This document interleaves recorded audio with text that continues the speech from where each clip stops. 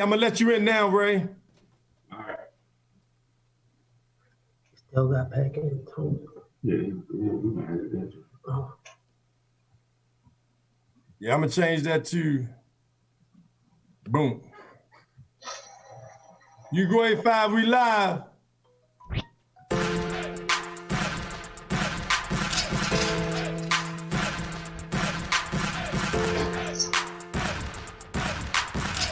Sound vision, sound vision, sound vision. Living like we bulletproof. Bang, bang, bang, bang, bang, bang. I said we loaded, cock and name and shoot. Oh, we loaded, cock and name and shoot. Some die over oil, kill over land.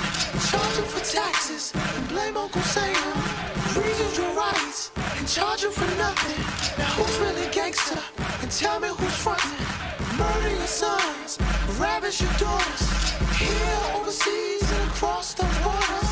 Tanks and missiles, bombs and grenades. Inject your land with guns and aid. You better pray to the Most High or whoever you pray. The politicians can't help you, they're just puppets and slaves. Trying to get paid, and you are too. What you gonna do when the gun is pointed at you? Like living like we bulletproof.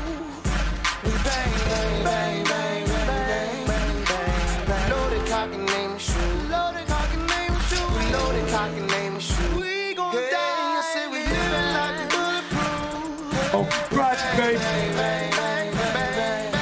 I said we loaded cock and name and shoot. Loaded cock and name and shoot. We loaded cock and name and shoot. Hey, work, hey, work, hey, work, hey, work, hey, work, hey, work. Hey, peace and love. This is Darius A. Stanton on the Peace in the Morning Show. It's Funky Friday, baby. That's right. We got our main man, Ludacris. Hey, that's right. And our good brother, Loaded Cock and Aim and Shoot. Who we talking about? We talking about Raheem Devon. Hey, we ain't locking and we ain't loading to nothing but peace and love on here, but we peacing and loving with kings. And we got some real kings on here this morning. The topic off the top, right from the heartbeat, right here in Prince George's County, Maryland. We got Tampa Bay, Florida. You name it, we rocking all around the world. Atlanta, GA, Baltimore City, Washington, D.C., South, East. That's right, we got Backyard Boys, ha ha ha. Ted Wright and the Right Man. We got Laughing Eddie, 1800, ain't nothing but no chaser, baby. Yeah, that's right. Yeah. Hey, today I'm telling y'all right now, you better share this show. All the brothers need to see this. Sisters, you need to see it so you need to know what kind of man you want in your life if you don't already have one. That's right. It's time to get busy. It's the Peace in the Morning Show. It's Funky Friday. It's a crisis going on not only here in America, but around the world. And guess what? We are awoke. There's no more sleeping. If you are asleep, you're going to get awake real quick because we don't have time for nothing else. Yeah, we're going to jam a little bit because that's what we do on Funky Friday. We're going to freestyle on here. We even got some models coming up. Psych. But we do have GEI in the studio. Yeah, that's right. On the Peace in the Morning Show, we going all the way live. So now let me just take it all around the world so you can see who's in the building today. Share this show, pump it up, push it. As you see behind me, I got Stop to Love. Go to Stop to Love, www.stoptolove2015.com. That's Stop to Love 2015.com. The reason why we want to stop to love is because we got to stop right now and love one another.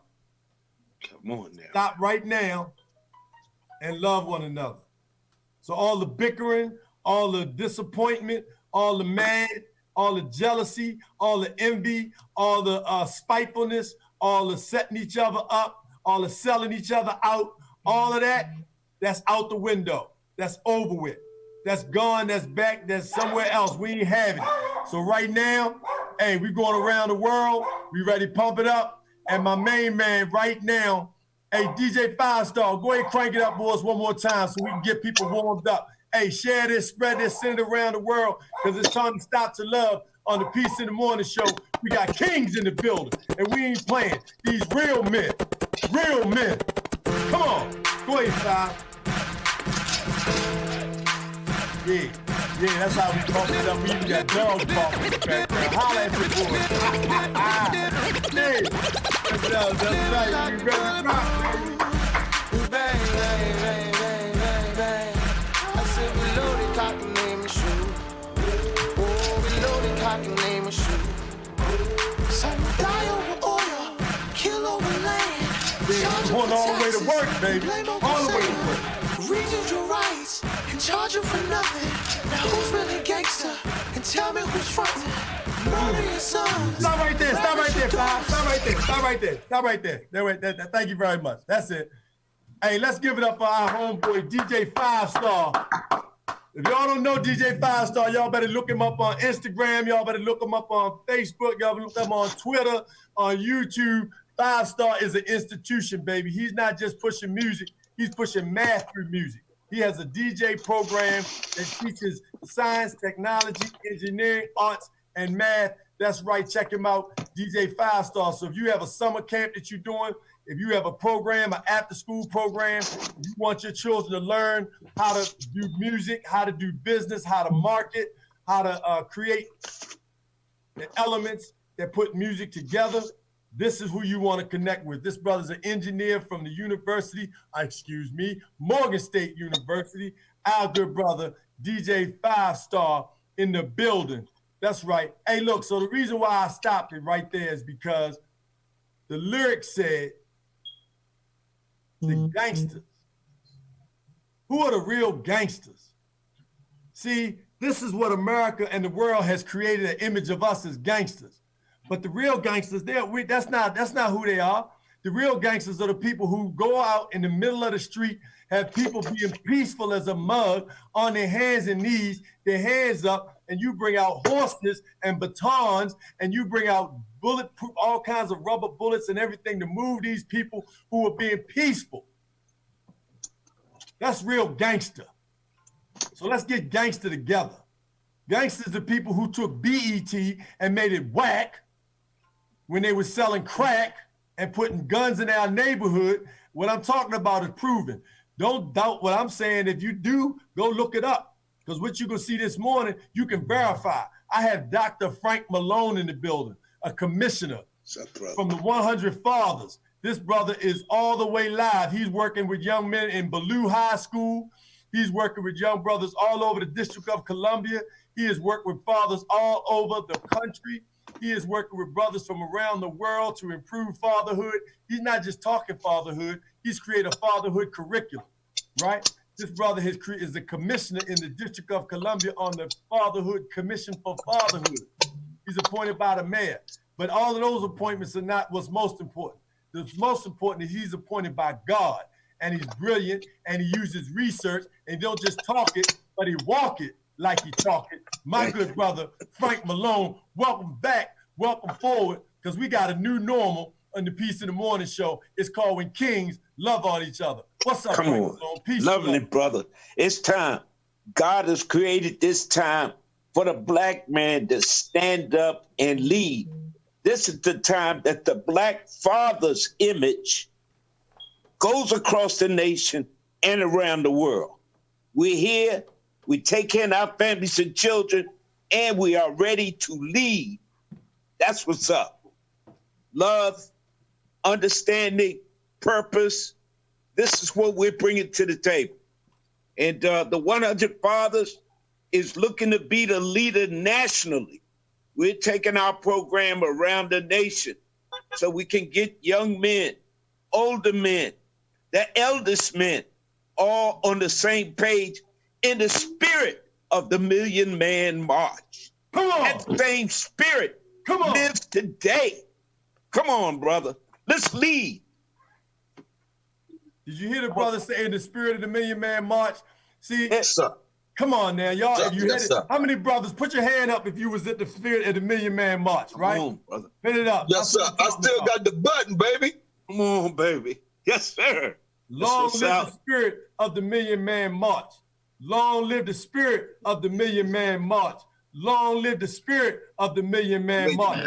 That's right, brother. See, what people don't realize is what the Million Man March did was it showed us that we can love each other and be peaceful with each other and it be the best feeling of our lives. Yes, Lord. The only feeling better than that for me has been the feeling I get when I see my children happy and the feeling I get when I see my wife and my mother and my family happy. There's no greater feeling than the feeling I got when I was with 1 million plus men who were all on one accord, praying, loving, hugging, and Come nothing on, but brother. peace and positive vibrations. Period. That's who you all are. it was all day long. And that spirit has brought to us to where we are today. It brought a black man in the White House because those were the grounds we were on. It set the stage. So Yes, when we it come together, and that's what we're doing right now, that's what happens. And that's what happened with the Million Man March. So let me keep on going around because this is Funky Friday on the Peace in the Morning Show, part 4, of how do we love ourselves? How do we love ourselves? Kings, how do we love ourselves? Last week we had the Queens. Before that, we had brothers from DC, Maryland, Virginia, New York, all in the building talking about Annapolis, the sister. How do we love ourselves? So now we're going to how do we love ourselves as kings? So now I'm going to go over to my brother Troy out of Baltimore City, 108. Brother Troy. This brother is doing all kinds of things. He's an author. He's a talk show host on multiple networks. The brother is a father.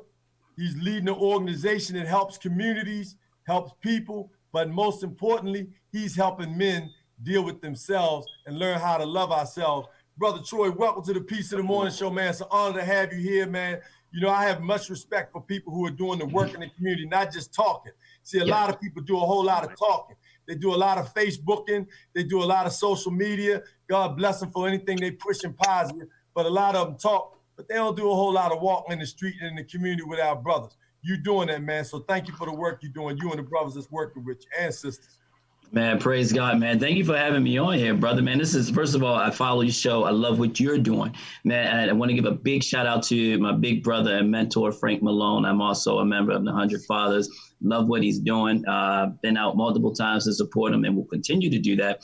This brother also traveled from the DC area to come down here and to support me. He's always let me know whatever you need, I'll be there for you. So what I want to say this, that Million Man March made a huge difference in my life, I was a young cat when we went, right? And I remember walking away saying, I don't want to be one of those brothers that just come back and I just remember. I want to have some stock in the game. You know, I want to put some skin in the game, right? So this organization, 108 Community Organization, is designed to focus on men primarily, our mental, spiritual, and emotional health. So I created a curriculum that allowed men that safe space where we can unleash all of this stuff, man, those stereotypes, those social norms of what's holding us back, right? Those books come from a personal experience. You know, better men create better men. So where do you get a collection of men that are better to help that next generation? So that's what we do, right? We provide that because our women need us, brother. They need these kings to return. They need for us to remember where we came from, what it is for a woman to feel protected, to feel love, unconditional love, for women to feel that it's safe for them to be vulnerable and we won't take advantage of that to make ourselves feel better. So all that we do is geared towards helping these men to listen. You don't want to be ruled by a tyrant. You know, a king's supposed to represent peace and love and vision. And so I love what you're doing. I know exactly that this group that we have, these men are creating a new generation. They take this information, they go back to their homes, they go back to their families, and we've provided service for over 250 men have come through this program, man. And the results are astounding.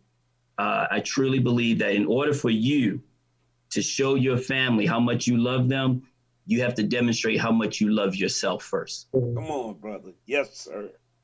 Yes, sir. Hey, man, that's what it's about. When my wife asked me this morning, what was the show about? I told her, how do we love ourselves? And she pointed at me and she said, love yourself first. That's right. That's right. That's right. You can't do it. Listen, if I'm walking around eating junk food, if I'm not getting enough sleep, if I'm not getting enough rest, if I'm just drinking all the time, if I'm out here, I am showing you exactly how I'm going to love you. I am showing you how to model this behavior. So it's not that difficult. But it's not that difficult for people to see exactly how you love yourself. What's difficult is for you to change that. Right? You have to put that work in order for you to change. When you change, you automatically begin to lead different, right? But you got to get past those mental blocks. You got to get past those emotional barriers. You got to get past this status quo of I'm trying to live up to some image. Listen, man, God gave us a blueprint of the image to live up to. You focus on that image, you're not going to go wrong, period, end of statement. You're not going to go wrong. Hey, Brother Troy, Salita Jackson, our good sister, doing great work in Anne Arundel County, in Maryland, in Prince George's County. Yep. Doing that great work. Hey, she wants you to tell them how important it is for kings to treat women like queens. Oh, come on, man. Listen. First of all, if you're going to be, let me just take scripture really quick. You take Saul and you take David. David loved God, but he didn't do it by saying it. He did it by showing it. Saul wanted people to love him by what he did, right? When you truly, truly love your woman, you're an extent, the two shall become one. So the way you love her is going to be a direct reflection of how you love yourself. When you love that woman unconditionally, they will do anything for you without you even asking. And they know that it's a safe place. They know they're not going to be beaten down. They're not going to be browbeaten. You want your woman to take care of your son, take care of your daughters, show them how to take care of you. Teach them how to take care of you. Be gentle, be open, be honest, because that's what they know. Like, okay, I take care of daddy this way. I take care of my husband this way. That love transcends to your children.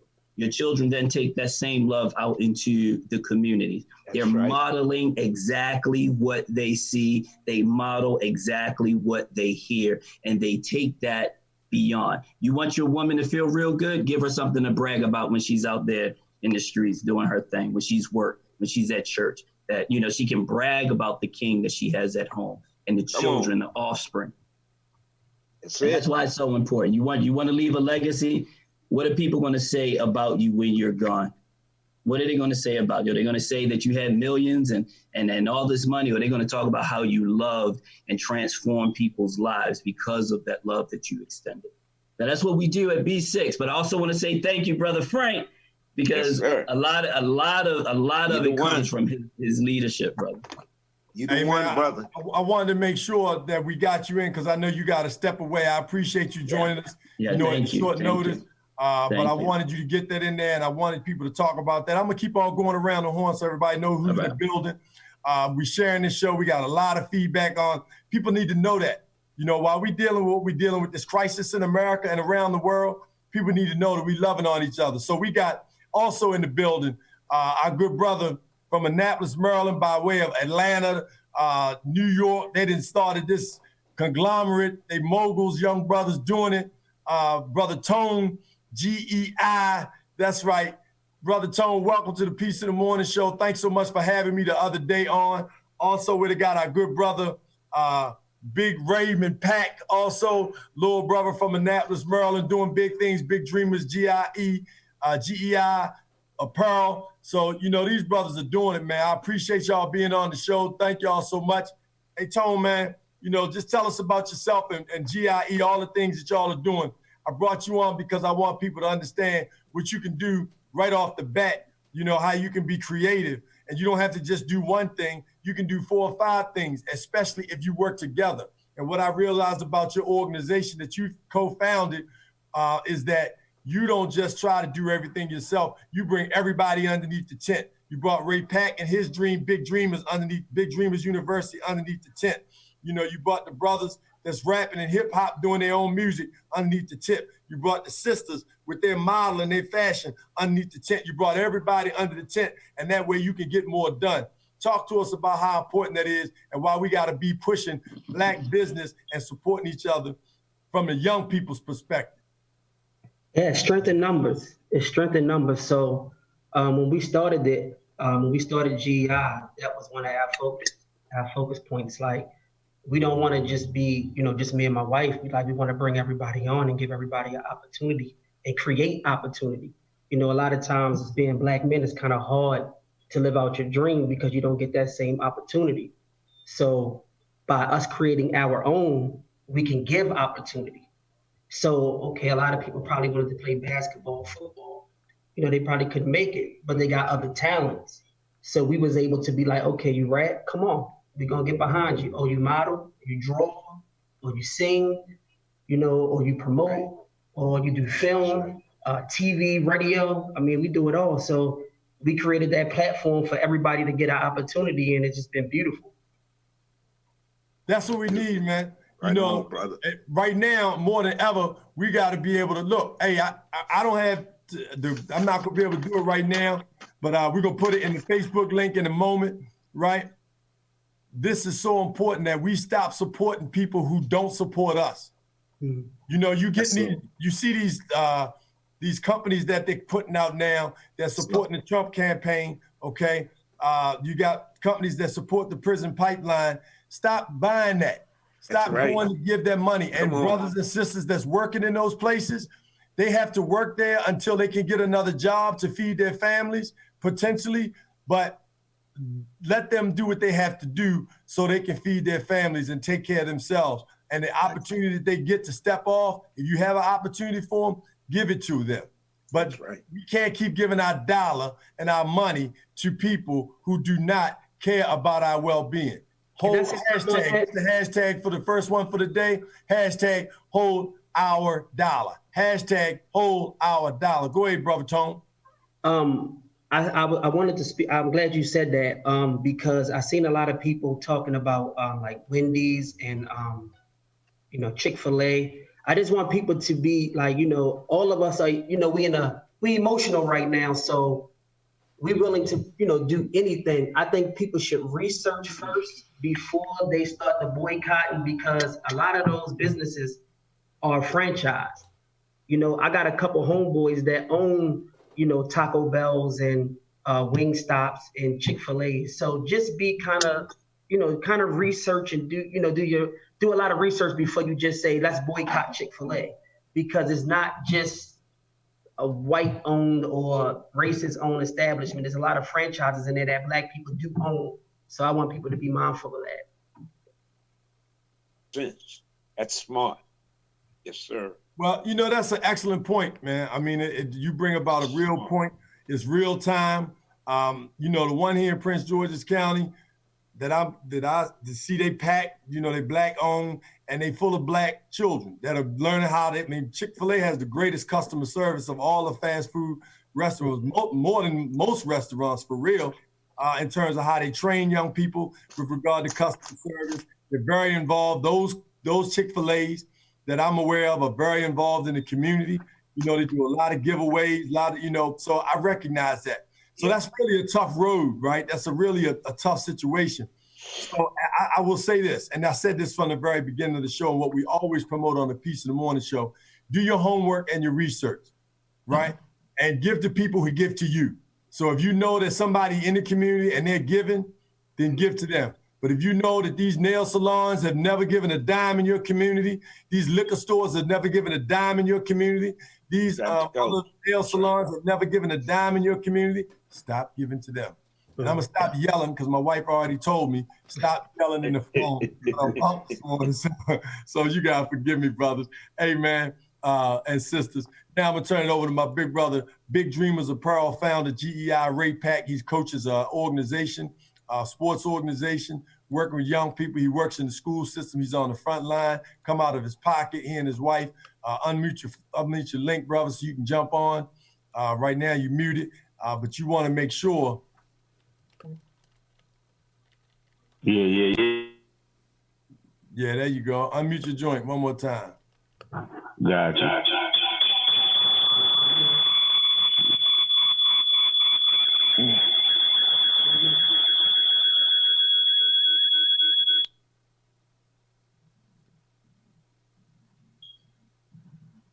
Hello. Go to work, brother. Yeah, welcome to the Peace in the Morning. Welcome forward to the Peace in the Morning show. You joined us. We were live at the Kunta Kinte Festival last time, sporting our Big Dreamers gear. I'm sporting that Tunnel Vision gear today, but you know I'm a Big Dreamers fan. You know, I got you. I appreciate that you provide. So, you know, talk to us, man, about, you know, the work that you're doing in terms of young men and how, you know, you played ball in the league that my father created back in the day. You know, you grew up watching men help other men. Your family's been involved in your life. Talk to us about why it's so important for men to coach and lead and not to be talking like dogs to our children. Real quick story. I used to work with the Boys and Girls Clubs in D.C. We ran a pop football league, and they had a lot of dudes that was out there coaching, and at one point in time, they was cussing them out. You know, come on, little nigga, you know, this is what you got to do. Y'all got to get the back. So I was like, yo, man, you know, you can't talk to them like that. And it was like, nah, we got to prepare them for the street. Well, preparing them for the street like that really gets you killed. Because manners and respect is what gets you, keep you alive in the street, even on the street, even on the corner, even in the trap, in any space. Respect, even in jail, respect is what keep you alive. Disrespect is what lose your life. So teach people how to be respectful. So tell us, man, the importance of what it is that you do and why it's so important for men to coach and men to be models to help our community out. And thank you for the work you're doing. Hey, man, no problem, man, no problem. I just feel like, you know what I'm saying, it was instilled in me when I was young. You know what I mean? Like I said, you know, I you know, the league that your dad created, you know what I'm saying? You know, I played in that. I grew up in that.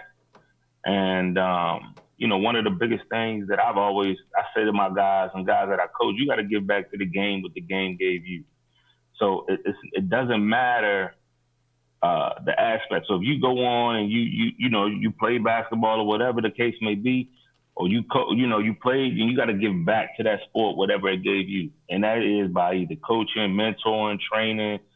You got to help. You know what I'm saying? You can't just take that knowledge with you. You got to give it back. And so I, you know, with my organization, with Powerhouse Sports, you know, that's what all we've been trying to do, man. Is just, you know, get a good group of kids. Good group of parents, and, you know, continue to try to move this thing forward. And it's not all about wins with us. I mean, yeah, everybody want to win, but that's not what it's about for us. It's always just been about, you know, giving these kids a positive experience, of, you know, show them positivity, positive role models and things of that nature, you know. Unfortunately, you know, in the sports world, it's almost like a crabs in a barrel type of thing. You know, everybody's jockeying for, you know, the next top dog or whatever the case may be. But I honestly feel like, man, if we learn how to just come together and work together, then it could be bigger than, you know, just, you know, having this one individual team that's winning everything, you know what I'm saying? Or however, especially in our local community, man. If we could just all pull together and pour those resources and that knowledge, you know what I'm saying, into the kids collectively, instead of, you know, either, you know, stabbing each other in the back or going behind each other's back to get kids or whatever, you know, that will go a long way, because even doing that, you know, we teaching these kids bad habits, you know. So if we can show them that we can all get along and we can all, you know, be productive as one unit, you know what I mean? The fist is going to be mightier than the open hand anyway, you know, so. Hey, talk to us for a moment. I got to get around to the other brothers and bring them on just to introduce so we can continue the conversation. But talk to us for a moment again about how important it is for us. And I want this to go across the board on every level, right? How important it is for us to work together and not continue to compete against each other, right? And even though we compete on the court, you know, when it comes to working together in business, think about it. All the car dealerships, they're all on the same block. All of the fast food restaurants, they're all on the same block. Why? Because they're building off each other's energy. That's right. One example, the NBA, the NFL, they don't just have one team. They got 28 teams. One team, they got about 1.5, 3 million people in their market. With 28 teams, they got 1 billion people in the market. You see the difference? So when we work together, but speak to that, man, because we got brothers who are in politics. We got brothers who are in sports.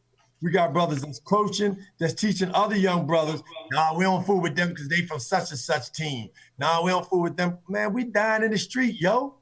You teaching that? That's what you teaching? Right, and that's the sad part, man. Like, you hit the nail right on the head, man. That's what they're out there teaching. But I'm gonna give you the best example that I have of that, right? Because right now, like, I've always opened my doors for my sports thing to everybody. You know what I'm saying? Only thing I ask is that you come in respectfully. I can't have you in my organization and you out here acting, wild and crazy and giving the organization a black eye, because that's not what I'm about. That's not what I represent. But I'm gonna give you a good example of that. As you see, man, Big Dreamers Apparel and GEI, man, I'm tied to that as well, right? And I've had people ask me numerous times, like, under GEI clothing brands, we have 4 different clothing brands under GEI. Big Dreamers Apparel is one, Offbeat Ensemble is another, 1151 Clothing is another, and Lifestyles for BK is the other. And people wonder, like, how do y'all have 4 clothing lines under your umbrella and y'all get along so well? That's because we have an understanding that if one win, we all gonna win. That's it. Come on. So what we do is we if I post something, all of my colleagues, all of my all the other brands, they share my stuff on their social media, on their Twitter, on their Instagram. If I post something on my Instagram, I'm tagging all the other clothing lines in it also. You know what I'm saying?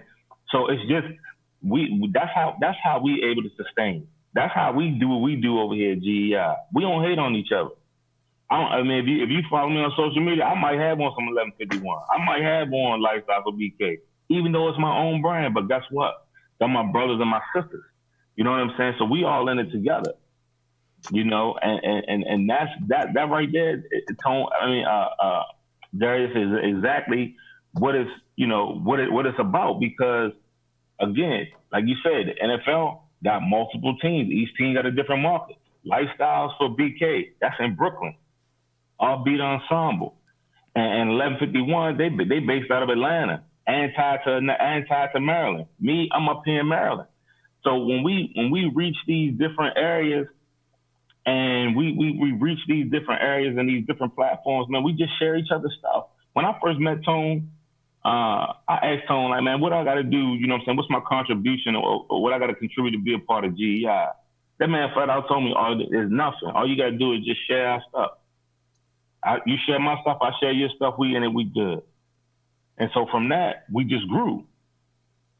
And now here we are, we still business partners to this day. And now we got our own studio. We got our own hall that we can rent out and lease out to people for small events and intimate gatherings. And that's just us building as brothers. So, now that we understand the value, of that, and thank you so much, man. Thank you for the model that y'all are setting, because I'm in so many different situations where people are worried about, whose name is going to be on the flyer and who's going to speak and who's going to be the MC and who's going to be this. You know what I'm saying? And this is at every level. This is with pastors. This is with church, with other religious organizations. This is with fraternities and sororities, inside of the fraternities and sororities, amongst the fraternities and sororities. This is amongst community groups, nonprofits. This is amongst a whole bunch of people with a bunch of titles and positions across the board. Young people, we gotta retool how we lead.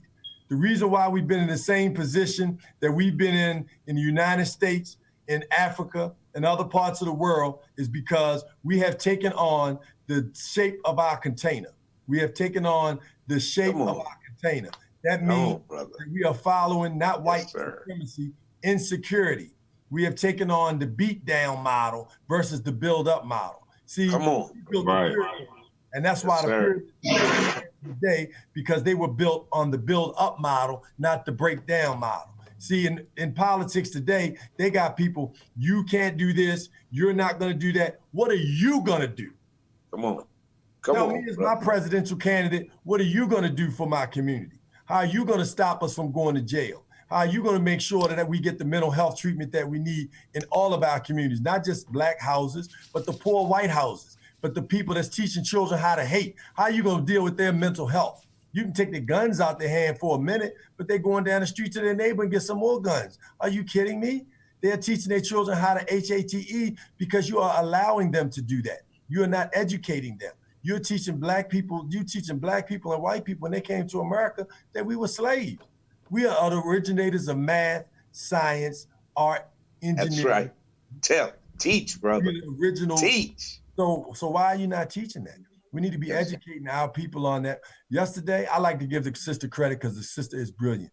The Queen said, you know what? We need to create a rehab for racism. We already doing that. There we go. There we go.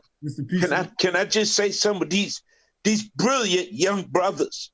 I'm also on the foundation of Black Men for Biden.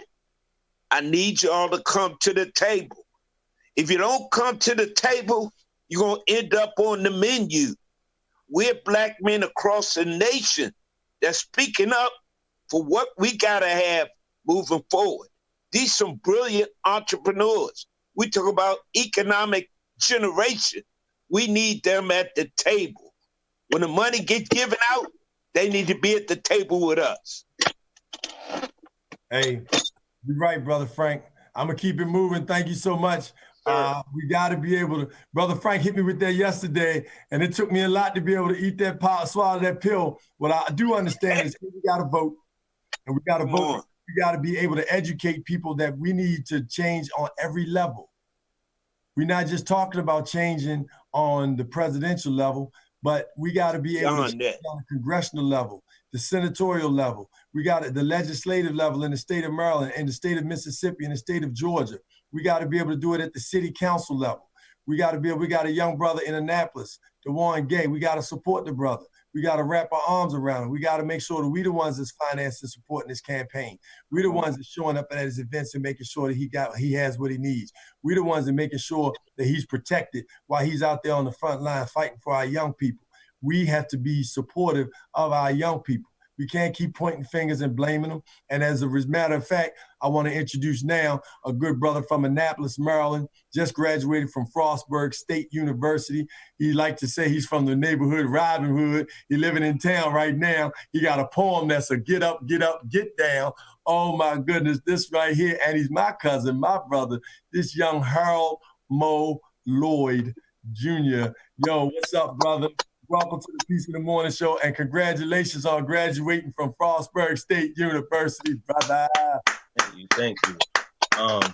Congratulations. You know what it is, cuz it's not Robin Hood, it's Robin Wood, the greatest neighborhood in Annapolis. But yeah, man, as Darius just pointed out, like growing up down there, it opened my eyes on so many different levels. Like, I'm not a perfect individual. Like, the people that everyone calls the troublesome youth, I was running around with them. So when I see people criticizing them now, I feel as though you're criticizing me. Like, I know even though I had a bad past, I had a lot of success in my future.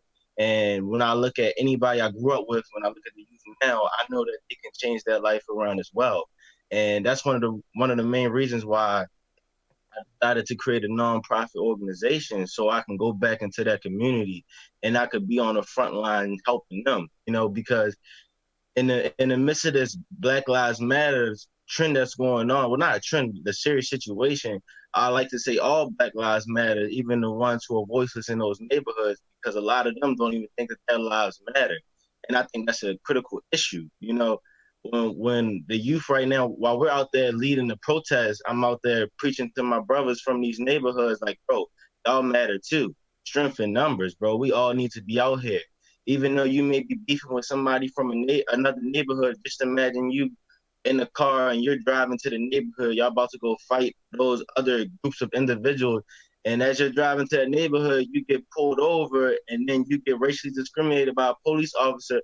One of you may die, just like in all of these situations that we're seeing across the country. So I'm trying to explain to them, like, it's a bigger picture, it's a bigger fight that we're really fighting, And as I mentioned a lot, I tell a lot of people that the problem with our community is a lot of not only Black men, but our sisters as well, they don't love themselves. So when you can't love yourself, it's hard for you to love somebody else. So I think we also got to put that on them. Like we had to learn how to love in our neighborhoods. We had to know how can we help our people to deal with PTSD that we're facing in our neighborhood. It's not a easy thing to do for a young 10-year-old to see somebody get murdered and go to school the next day. Like it's a lot of trauma that we're dealing with. Like from the mental aspect, we're fighting battles from the mental aspect, from the physical aspect, where we're fighting battles against our country. We're trying to redevelop our neighborhood. We're trying to teach people how to love their neighborhood, teach them about generational wealth. And through the midst of all of this, you have these kids who are going through so many problems, and then they got to go to school, and you're going to school with teachers who really don't care about you. So it's just like, do I really matter in this society? And that's what I'm big on. I'm trying to help my communities understand that we do matter, and we are very important, and we are critical. We come from kings and queens. We come from wealth. It's because eminent domain, gentrification, urban renewal, whatever you want to call it, was a critical role in destroying our wealth. Doesn't mean that we are now on this front line now and we are not going to get our wealth back. I think what's really important is that we know our history and we know our culture, because once we get back into that mindset, that's when we know that we're on full throttle. We got our foot on everybody next. Like I just want everybody in my neighborhoods and in these Black communities to understand how powerful we really are and how we can change this around. And that's why when we were protesting yesterday, I had my sign and it said, defund the police and refund my Black communities. Because we have these individuals in these police departments who are harming my communities and are not serving and protecting my communities correctly. And we're funding them hundreds of thousands of dollars, millions of dollars, and our communities are not getting funded correctly. And that was exposed during COVID-19 when we went through the communities and you realize thousands of kids did not have Chromebooks, thousands of kids didn't have Wi-Fi. So you see the inequality that we face in the system on a daily basis, but y'all expect these kids to be successful when you give them nothing. So like I'm big on trying to bring something back to my community, like reinvest in my community as well as fight for my people's rights, because it's a situation. It's a macro situation, and I'm not going to treat it like it's a micro situation. I'm trying to highlight each and every problem that we face right now. So that's what I'm really big on, is just bringing strength, knowledge, intelligence, whatever you want to call it, back to our communities, because I think that's what systematic racism has taken away from our communities, and I want to bring that back immediately. Go ahead, bro. So Mo, you said something really powerful, man. First of all, thank you for sharing. Tell them how old you are, brother Mo. Oh, I'm 22. I just turned 22 2 weeks ago. That's right. You had a big birthday splash. $500 bills was all over the sidewalk where you live at. Hey, brother, I just want to, commend you, your family, just the work that you're doing. You did a poem, man. I really want you to, if you think about it, I want you to come up when we swing back around to you. We got some music. I'm going to go ahead and kick on, introduce our other brothers. But I want you to do one of your poems, man, so people can understand the power in your lyrics. You did a piece that really brought everybody in Annapolis, has been led leaders of the past, current leaders, people who helped you be where you are, recognizing just the work that's being done. So I definitely want you, get ready for that, man. If you don't mind, can you do that for us a little bit later? I could try to find that poem, but if not, I have another poem that I know that what I'm talking about. It's Funky Friday, baby, on the Peace in the Morning show. Hey, so now I'm gonna roll over here to my good brother, the walk talk, the right talk, Mr. Ted Wright. You see y'all back with his shades. He gonna unmute me. He can get with us. Hey, Ted, man, you've been a blessing in my life since the day, we connected. We've been praying together. You started a prayer group, and I want you to talk about the importance of prayer, man, for Black men, and how we right now, the way we fight this war that we in, because let's be very clear. Absolutely. And Darius, can you hear me okay? I can hear you very well. Wonderful. First of all, I want to say good morning to all the brothers and sisters that are on your show. First of all, man, you do an incredible show, brother. Ever since I met you and just found out what you were doing, you just been an incredible connection to the community. You speak in truth. You get brothers and sisters on here that's talking about real change. and it's about putting boots on the ground. And so I believe in what you're doing. I'm supporting it. And Darius, as you know, I did start 3 years ago, not by something that I wanted to do. I just happened to make a phone call to a brother out in California. It was 5 o'clock in the morning when I called him. He's one of my frat brothers. I was calling him about some business.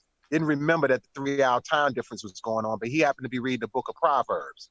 I had read the Bible before, I read some scriptures and things like that, and I've always been, Christ has always been in my life, but not to the level of having an experience with him as far as reading the word. And so this brother was on Proverbs 15 that particular day, October 15, 2016. And I just said, why don't you read it? And he said, well, I got dyslexia. I don't read well in front of people. I said, bro, Moses had a speech impediment. Go ahead and read the book. So he and I started reading for a couple of days. I had a conference call line. I said, man, there's some other brothers, man, that could benefit from this. So it was in my spirit that I wanted to, there's so much going on, and I wanted to do this first thing in the morning because many times brothers don't have anybody to talk to. We as men, we wake up in the morning, we're expected to be the rock, have all the answers, be this spiritual armored tank, take on whatever the wife's bringing to you, the kids, the job, and then the rest of society. But if you start with prayer and you start with reading the word, I found out it made your day a whole lot simpler, a whole lot smoother, because you had perspective in what you were dealing with. And so I started we were reading the Proverbs, it's 31 of them, so we read one per day. And then we expanded to reading the Gospels. And just as of last week, we've been now charged, and we're going to read the entire book of the Bible. We're going to read it chapter by chapter, verse by verse, and we're going to break it all up as men. And we're going to apply those things to our lives. It's an open call. It gives brothers an opportunity to share perspective.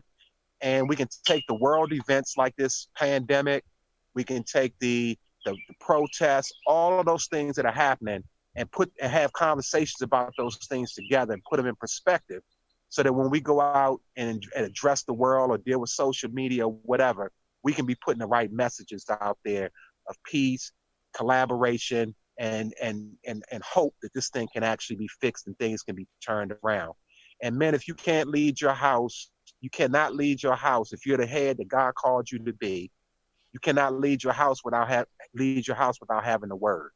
And so if the word is in you, then you can lead your wife, your children, and then we start at home first, and then you can do that with your community, the schools, and all these other places that we encounter. So it's all about love, the love of Jesus Christ.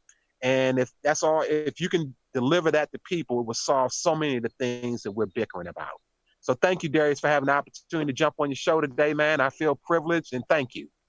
Hey, man, thank you. And thank you for praying, and I want us to be very clear, whatever denomination, religion, whatever your spiritual belief is, if you're praying to bring our people together, if you're praying for love, if you're praying for goodness and being bold for good and helping people, whatever it is, put your energy into positive direction. Use words that have power. Use your spirit. God made us in his image. Be God. And when I say that, I'm saying represent yourself. Represent what God blessed you with, the gifts, the talents. We're kings and queens. The title of this show is Kings. How do we love ourselves? And I got a brother over here, 1800, no chaser, 5-star. We're going to crank it up a little bit for him. You know what I'm saying? Baby. Yes, sir. The one and over from Southeast. I already messed up Robin Hood and called it Robin Wood and called it Robin Hood, but it's all love. I used to sit on a rail down the way, you know what I'm saying? So we gonna keep it moving. But Laughing Lenny, we got a lot of powerful young brothers over here, man. And you work with young brothers. These are the men that you want our young brothers to see models, brothers with their own business, brothers who helping each other, brothers that collaborating, brothers that supporting each other.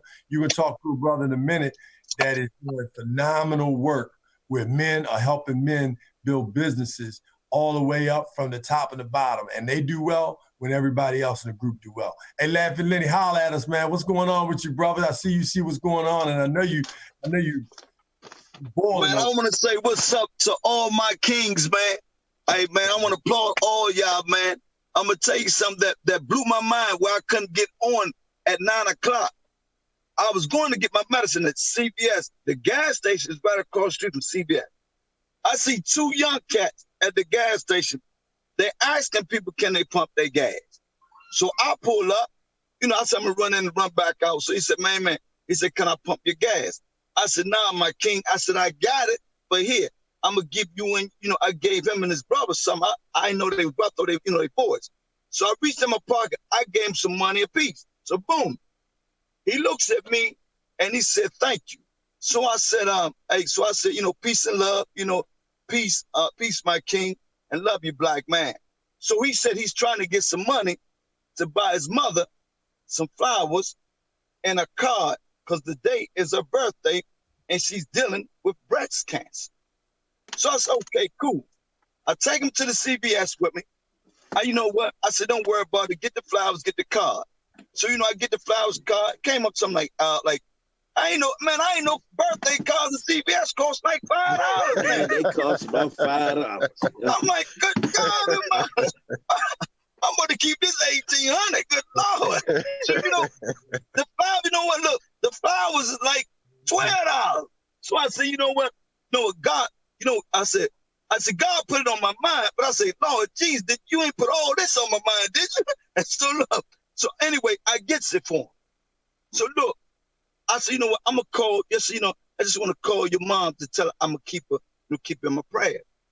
I called her and told her, you know, the good things that she raising good men. And first thing I said to tell her about her son, do you know what she said? What have they done now? What they done this time? Oh, wow. So I said to her, I said, listen to me, my queen. I want you to do something that I do in my house. Every Sunday, I want you to get together, you and both of your sons, and don't wear your feelings on your sleeves. And y'all sit around the table and talk about what y'all don't like about each other and what y'all need to do to make this family come together as one. Because right now, we need each other. Don't, you know, so that's what you do. I do that every Sunday in my house. We sit at the table. We talk about what we need to do to improve, to make each other love each other, and what we got against each other. So, man, we got to come together as one. So I told her that, you know what, I'm going to keep you in your prayers, but you know what, your sons is on their way home, and they didn't steal it. I paid for it. I said, look, man, keep the receipt in the bag. And I took down their information, and I said, I want y'all to stay in touch with me because I want to be there for y'all. You know, anything to keep y'all off them handcuffs in the back of the seat of a police car. I would do it for you, bro. If I got it, you got it. Hey, so, man, that's what I want to say today. All the way live. And I was at the Million Man March. I still got the plastic on the calendar. I still got the fair card. I still got the buds, baby. That's because, you know what? Let me tell you something right now. My sons was little. I had one in one hand, I had one up on my neck. And I said, the system won't get them like it got me. No, sir. No, sir. And I'm going to tell you something right now. I stay on top of them. And my brother and my man that teach with the basketball thing, hey, let me know, because I'm going to tell you right now. I tell all the kids that I work with, you know, with the basketball, football, the youth. I said, listen to me. In life, I know your parents tell you, you know what? You can be what you want to be. Put your mind to it. Yes, you can, but you got to tweak it a little bit. Because you know what? I want to be a basketball player. I want to be 6'6", but I'm not 6'6". I'm 5'8", and the point I'm trying to make, teach them to be something. Yes. Teach them to be something. Yeah. Because if you just teach them to be this and they don't become this and they fall short, come on, brother, we gonna have problems. You gotta teach them to be something. Because every day I went to basketball practice every day. I was the first one there, the last one leave. I used to hang on the ball, think I'm a pro. I used to do pull-ups in the house. Let me tell you something. Hey, I never got 6'6". I stand 5'8", but you know what? I'm a comedian now, and God has pointed me in the right direction to mentor these other young boys to keep them on the right track, man. So that's what I got to say. And, man, I love y'all kings, man. Hey, Mo. Love you, Lenny. You heard what the brother said, man. How important it is from your perspective to have brothers do what Brother Mo did, not pass judgment, not point fingers, not saying what he out here, he just trying to get over, or he just trying to do this, but reach out and go to the brother and find out what you need, man. How you doing, man? How can I help you? Just checking on a brother. You know what I mean? Exactly. How important is that, Mo, for young brothers to get that kind from older brothers instead of go, brother Lenny? How important is that, man? Man, I think that's like critical because like I think the huge disconnect between like our generations is that like a lot of us are now 18 plus. So in the real world, we're technically adults. So a lot of the times, like the older generation come with an approach as if they're always right and they have authority over us because of seniority. But we'd be like, man, we're all 18 plus now. Like we're working together now. We're all adults. Like we don't mind getting words of wisdom, but when you try to like push your influence on us, like force it instead of letting it flow, we get the disconnect. Like, man, listen, that's not what this is about because we're not trying to force our influence on y'all. We trying to work together. So we have a similar idea, but yours may be a little different from mine. I want us to work together to where as though we can bridge that difference to where as though the difference turns into a similarity. So I think that's what me and my friends be talking about. We be like, man, when we be talking to the old heads, they just be trying to make it seem like they keep on criticizing us like we're wrong and stuff. And it's no positive connect.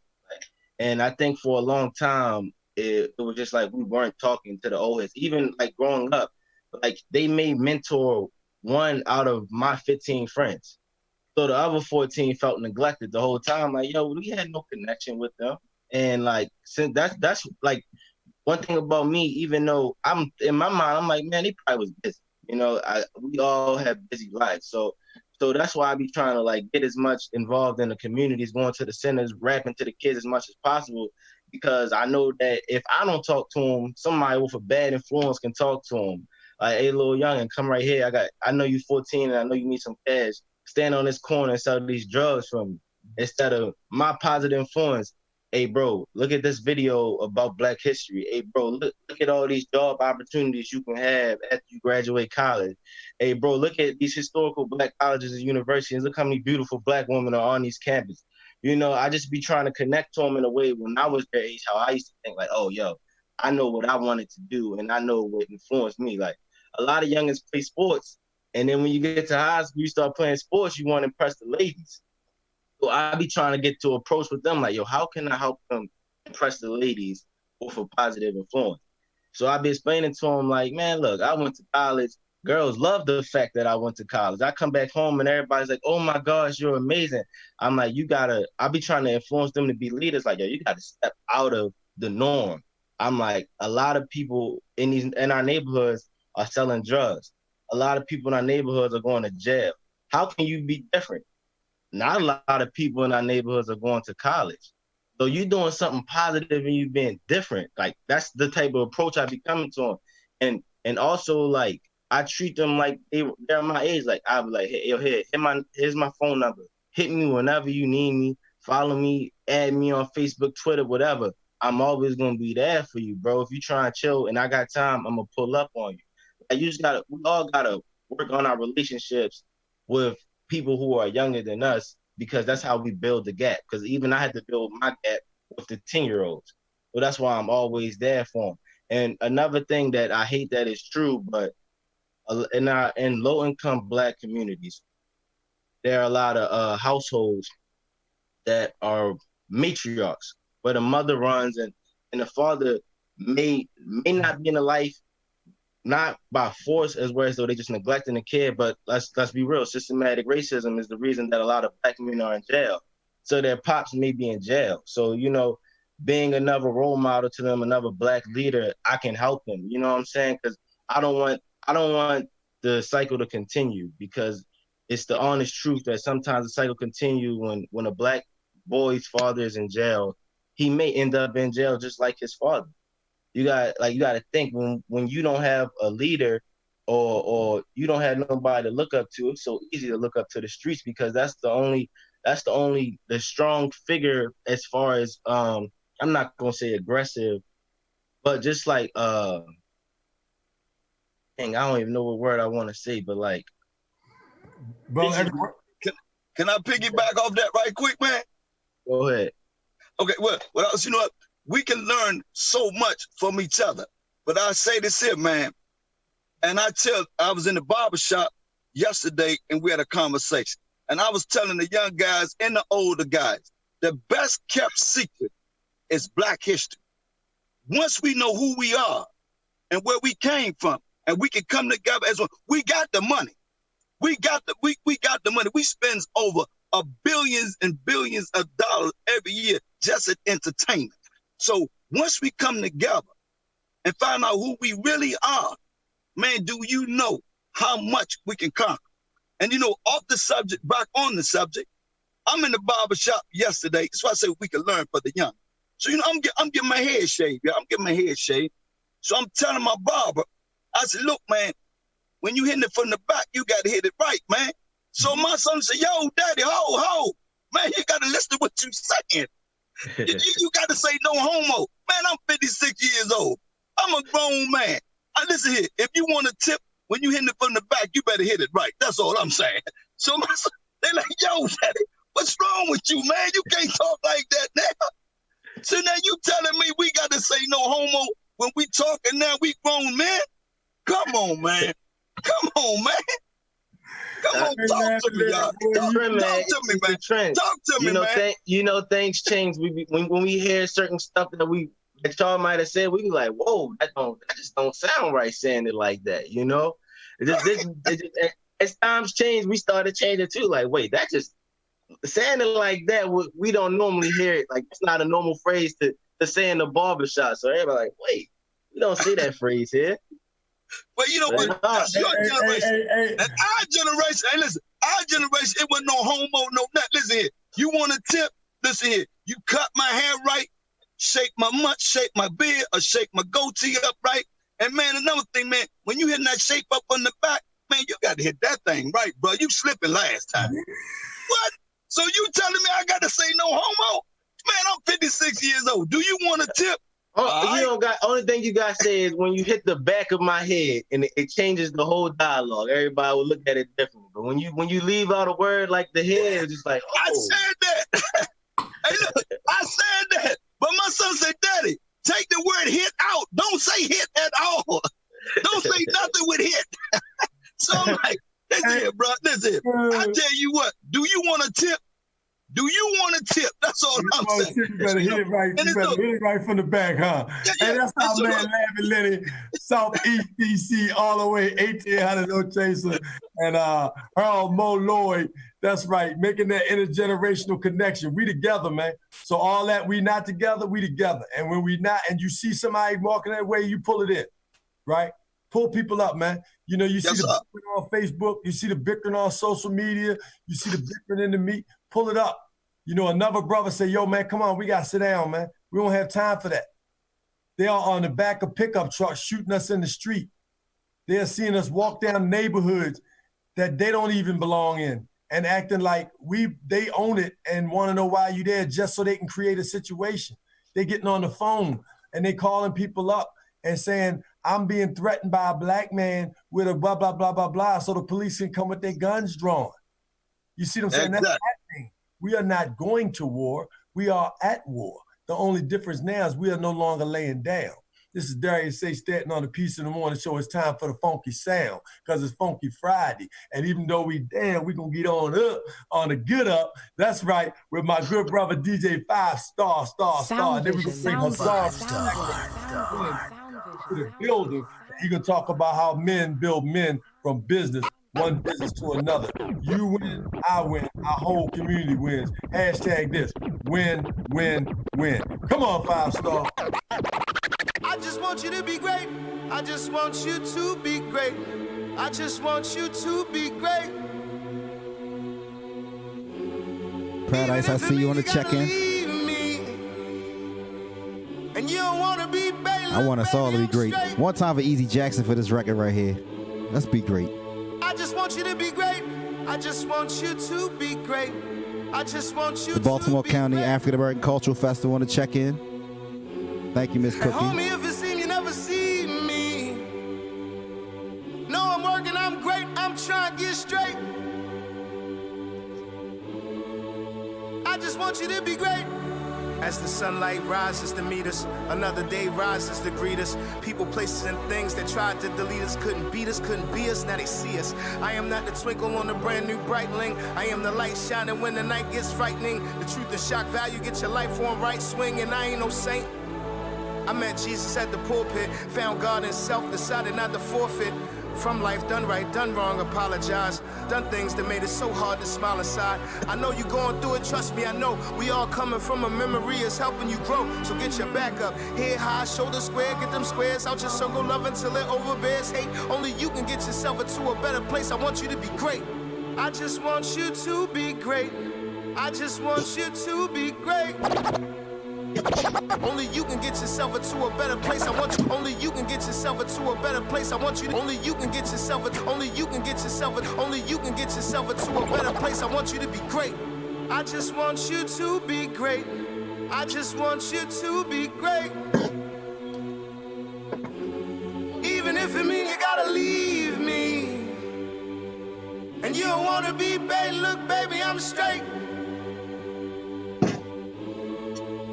I just want you to be great, be great, be great, be great, be great, be great, be great, be great, be great, be great, be great. Yo, you heard that right there. That's it right there, man. I just want you to take your rightful place. I just want to see the smile on your face. I just want to see you shake, shake, shake, shake, shake, shake, shake it all over the place. Shake that peace and love. Yeah. What's up, y'all? And y'all ain't know my name was Tony. That's right. That's my nickname from back in the way, back in the day. Oola Tony, as a matter of fact. Oola, oola, oola. Hey, we're going to keep it on rolling right now. This is the Peace in the Morning Show, Funky Friday. This is part four of How Do We Love Ourselves. We started 4 shows ago, 4 Fridays ago, with How Do We Love Ourselves through suicide. Suicide is the #1 killer of young black males from 16 to 24 years old. Number 2, homicide is the #1 killer of young black males between the ages of 16 and 24. Number 3, genocide. We're being killed all over the world. Right now, Brazil is dying. They like the second fastest pace behind the United States. And it's black people that's being killed through the COVID-19. Go get a book called Medical Apartheid. Do your homework, do your research. The flu kills 70,000 people a year. 2,400 people a year die of heart disease in the United States of America. 2,400 a day. So think about that. 2,400 a day. So that means in a month, 30 days, you're talking about over 30,000 people. So now you take that times 10, you're talking about over 300,000 people. Take that all away, you talking over 2,400 a day. Just think about that. And the majority of the brothers, you know what we dying from? DJ Ridge, rest in peace. He just died from a heart attack. Yes. You know what I'm saying? We just had another brother. He wasn't a community. He was another musician, died of a heart attack. Gerald, all these brothers dying of heart attacks. It's not by. Think about it. It's what we eating. It's what we put in our bodies, that we're not exercising. We're not working out. You know what I'm saying? We keep eating like, come on. You got to work on your mind. You got to work on your body. We fathers, brothers, we need you. We need you, brothers. And now on the show for the first time, but definitely not the last, I'm just very proud to announce that I am a member of Black Professional Men. We got 100 fathers on here. I'm an honorary member there. Thank you, brother. Don't ever forget our brothers of Men Aim High. But today we have the president, Brother Hassan, King Hassan, on the mic, coming to the Peace in the Morning Show for the very first time. Black Professional Men. Hey, brother, man, it's an honor to have you here. Thank you so much for the work that you're doing. Thank you for working with myself, Brother Ted, and the project we're working on. Thank you so much for what you're doing for other black men in business. It's a tough time right now in terms of crisis for people who don't have a sense of which way to go. You know, they're seeing what's going on television. They're watching what's happening. You know, more white people are killed by police officers than black, but you don't see that, right? That's interesting. Well, one of the reasons is because they want us to be afraid. They want us to be scared of the police. They want us to get nervous and anxious when they dive up behind us. We have nothing to be afraid of. We are immortal. The reason why I say that is because if you live and love God, God is in you. You're going to keep on moving. You may move into a different spirit, but you coming back. You coming back because we are of one.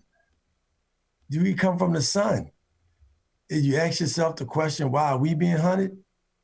But before we get into that, we're going to get into why it's important for brothers to support organizations like Black Professional Men, join these organizations, and what Black Professional Men is doing different from other organizations. I'm going to call it out. We got a lot of brothers in organizations. They want to know, did you see what event they did? Man, how they do that? Or how they get yo on that? Or they think they this because they that. These are Black professional men, but not this organization. These brothers are working together to help each other to make sure they grow, like you heard GEI is doing. We got brother Frank Malone. He pushing all of us all the time.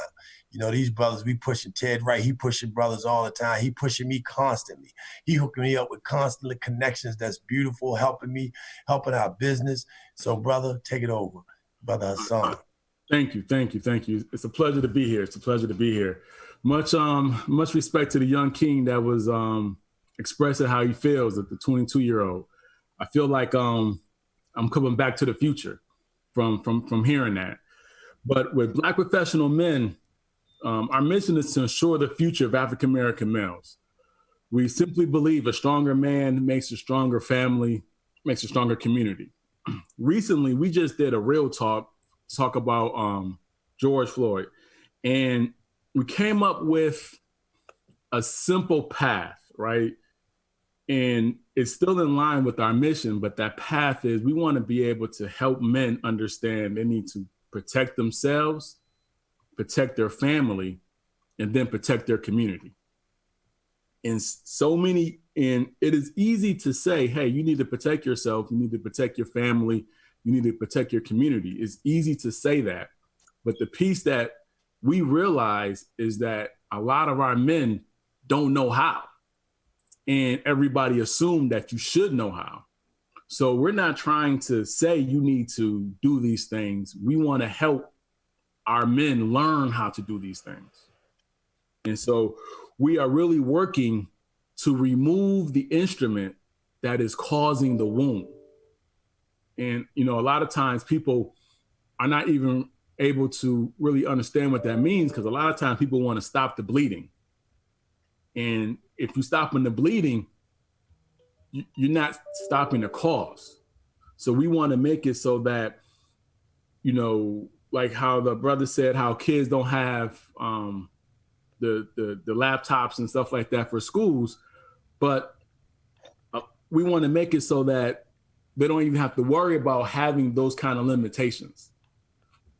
And so it's those things that we are working to do. Now, the biggest question is, how do we do that? And we do that very simply. We make everybody's goals our goals, and we allow everybody to draw from the same well of resources. And so when you partner with us, you don't even have to be a member, but when you work with us, you work with everybody. You work with everybody that you don't even see right now.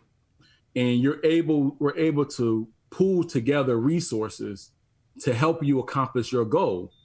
Because in case you may have forgotten, you may have the same goal as other people. And that energy, you know, can help you get to where you want to be a lot faster with a lot less energy. And that's all we're looking to do, is to make it so that we can play on a level playing field.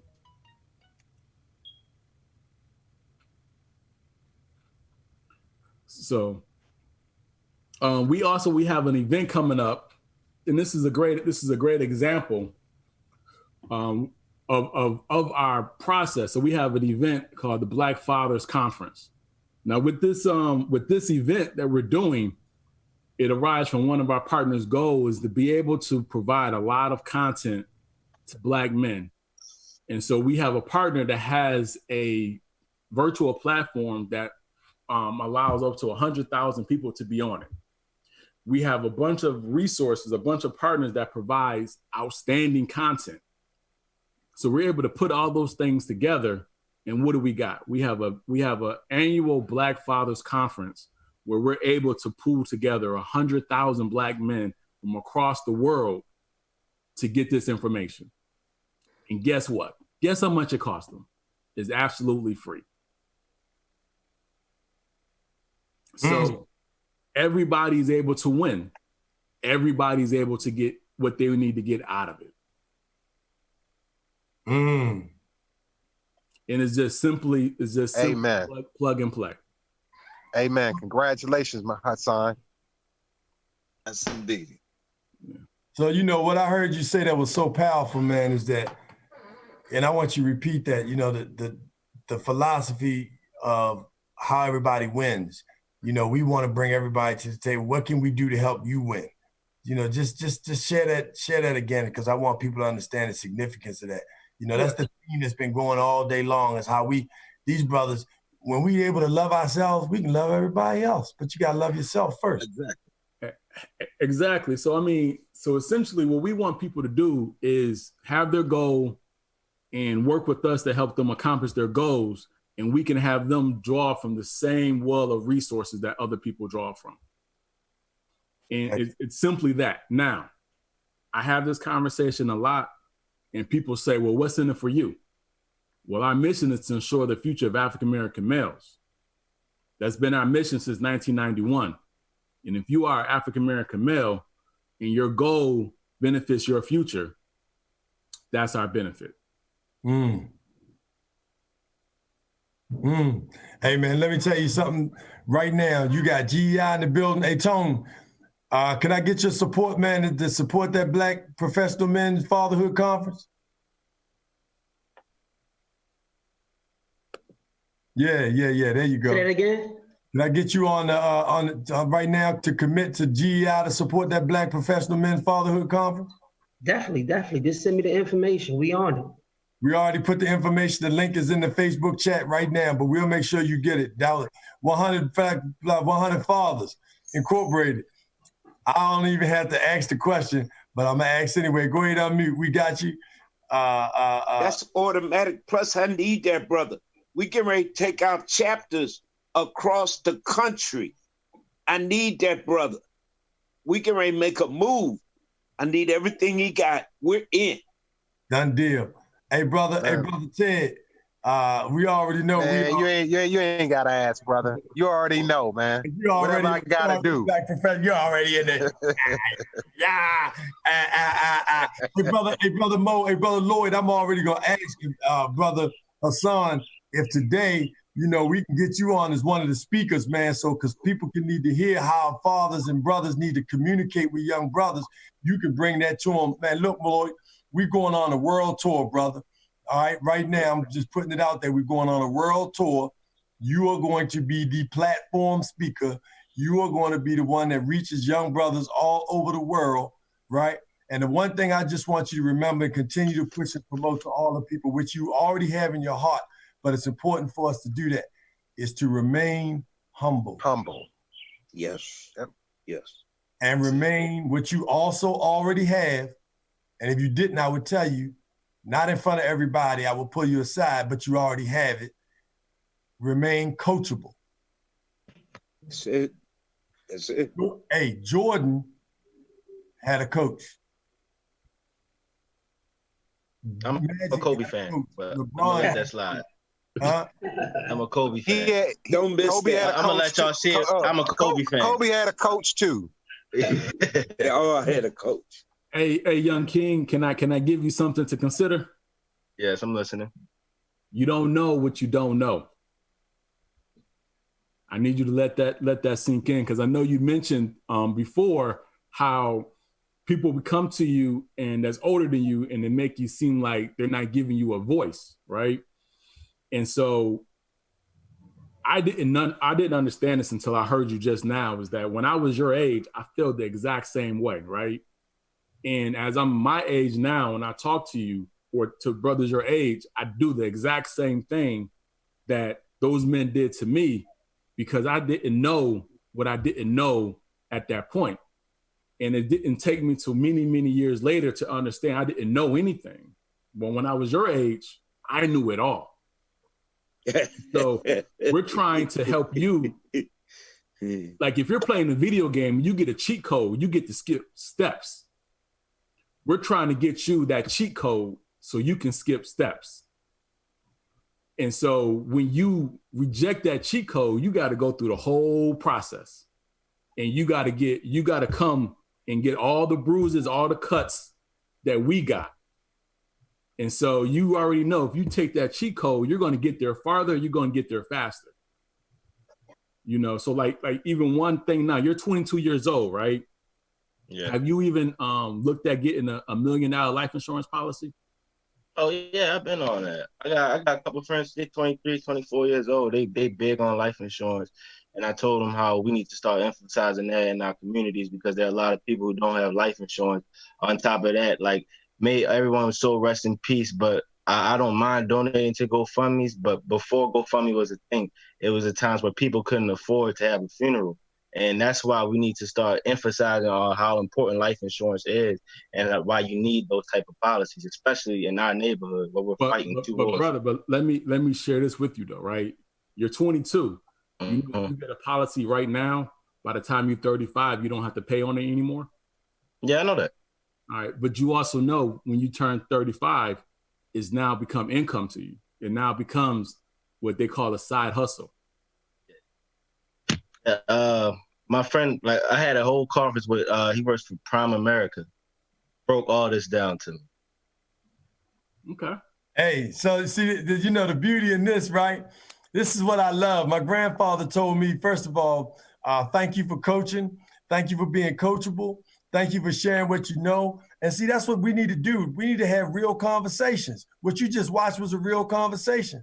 The brother told him about something with regard to insurance. The brother said, I've been to a class. I learned that I'm on my insurance tip. I understand the $1 million baby concept. The brother shared it with him again. And I remember my grandfather telling me this a long time ago. Well, actually, when he was still living, I was a little boy. You know, he used to always tell me, Darius, you know, Tony, want you to do this, blah, blah, blah, blah, like real deep voice. Tony. And I used to be like, yeah, granddaddy, I know. Yeah, granddaddy, I know. And one day he said, you know what, next time you say I know, I'm gonna stop telling you. And I ain't been, one day I said I know, and he stopped telling me. And I learned that valuable lesson to listen and take what you can use, what you can't, you leave there. But you always listen, right? So what you just watched was the beauty in exchange and the beauty of men, because these are men, you know what I mean? And as long as we respectful, that's why respect is so important. That's why manners are so important. That's why as we started off, and Brother Troy from the 108 organization, I put his information in the chat. He's also doing a fatherhood program, Father's Day weekend on that Saturday that we're gonna do live later, but we're gonna do a short virtual piece. But the key is why it's so important for us to show our families how to treat their mothers. They need to see you be respectful to women. You know how many men talk to women like dogs? You know how many men just call them all kinds of names outside themselves, you know? And then this the worst thing about it. You got some women, a lot of women, that will allow men to do it. And they say, well, you know, that's how he talk. That's just how he do. You know, I don't want they accept that. Yeah. I want a man talk. They accept that. Because that's how they've been trained. Yeah. They've been trained for somebody to talk to them any kind of way. Mo just talked about it. Brothers that's why growing up and the sisters running the household. So anybody just to have a man around because they yearn, our natural instinct is to yearn one another. So to have that, they'll take anything, but they watched their mother and aunt and grandmother take anything for any man. And you know how many men are out here catcalling and running down and chasing young girls? That's right. It's unacceptable. Come on, brother. All these women out here, you got to go run after some little girls under 18 years old? Hello. Come on, brother. Can I please say something? Great. If I speak in a language of other cultures and assimilate to their ways, but have not cultural affirmation, I'm a copycat. a second-class citizen. I have their theories, their philosophies, and their beliefs, and quote all their great men, and have studied all their sciences so as to perpetuate their culture, but have not a sense of my own cultural solidarity. I'm walking the path of least existence. If I throw away all my heritage and hold up the heritage of other cultures, but have not any consciousness of my own, I gain nothing. It's a new day. It's a new day. It's a new day. That's the concept of Blackology. That Youngin, I want Youngin to know we have a top soldiers division of young men just like him. And we're bringing up to lead because they are the soldiers who will lead our people. But they understand they also need their elders to guide their footsteps. That's the 100 Fathers way. That's why we in Ballou High School. They love us. But we bring the youngins, we bring the middle age and the seniors. That's who we are as Black men. All ages. One people, one message. So you come from greatness, respect and protect the Black woman. Just being Black doesn't make you man. Knowledge is power. Whatever you become, you were Black first. Racism isn't going anywhere. Always project and carry yourself with dignity, with your pants up. Be fathers to your children. The world owes you nothing, and no one, like these young brothers, is successful by accident. Come on, y'all. That's the message. Those are the kings. That's our Constitution. That's it. Hey, brother. Hey, man. The love that's running around here. Hey, 5 Star, we're going to crank it up when we come back. We're going to let everybody rap with how we love ourselves, kings, and we're going to leave messages for our brothers. Because right now, you know, there's a brother right now on Facebook Live. He's out on the West Coast from here in Baltimore City. Beautiful brother from the nation, Brother David Muhammad. And I know David Muhammad. Of course you do. This is a strong soldier, man. And Brother David, I don't think he was on earlier when we were talking about the Million Man March and how, you know, we all fired up. Long live the spirit of the Million Man March. You know, we thank all of our good and righteous ancestors for the minister for putting it on his heart to bring folks together and for brothers to heed the call. I want to say something, though, real quick before I turn it over to everybody and we go around the 5 Star and crank it up on Funky Friday. You know, they're talking about doing marches. And I want y'all to hear me, and I want you to share this, you know, and if you agree with me, share it, push back on this, but I want us to talk about this. We're talking about doing a lot of marches, and in particular, we want to march in the city. They want to bring a number of marches. I heard yesterday they want to come to DC. It's one group want to organize a 2 million person march. I heard Al Sharpton talking about doing a march. My mother told me this. Think about this. Now, we needed the Million Man March because we needed it, okay? We needed to come together in one place, in one space. We needed that. We needed a Women's March because women have been the blight of men around the world. We needed women to stand up, and we needed people to get behind women to stand up. That had to happen because right now, women are being sold. Right now, somebody, some woman somewhere is selling their child. Do you hear what I'm saying? To have sex for drugs. That's happening right now. As we speak, somewhere in the world, that's taking place. They are selling children, selling their sons, letting men have sex with their sons. Men have sex with their daughter for sex. I'm not telling you what I've heard. You understand what I'm saying? So we have to address, that was very important. But when we now at this point in time, you got to think strategically. So if we have a conference and we bring 2 million people to the District of Columbia, do we have buses to carry 2 million people that are owned by Black people? Do we have 2 gas stations that are going to fill up all those buses? Do we have hotel rooms down? There are Black brothers that own hotels now. The big hotel, the Grand Marquis Marriott, the Marquis Marriott in DC is owned by a brother. The hotel behind that, another Marriott, I believe it's a Courtyard, is owned by a brother. We have a few hotels here in the Prince George's County that are owned by brothers. There are hotels that are owned by Black men and women, but we don't have 2 million. So we need to think smart about how we use our resources. Let's organize locally. Have men and women and people march locally so you can impact the local politics.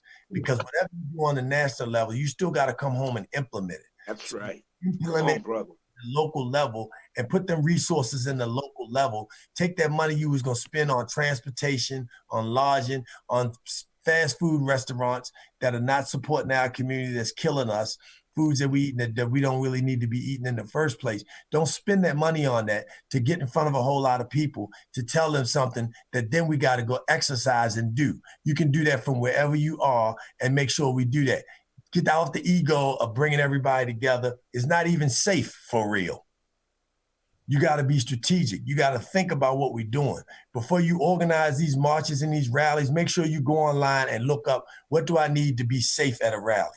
What do I need to be protect myself? Who's going to be in the rally that's not in the rally, but on the outside that's paying attention, that's making sure nobody's pulling out something to shoot us, stab us, burn something down, break. Right. Want to jump out there, brother.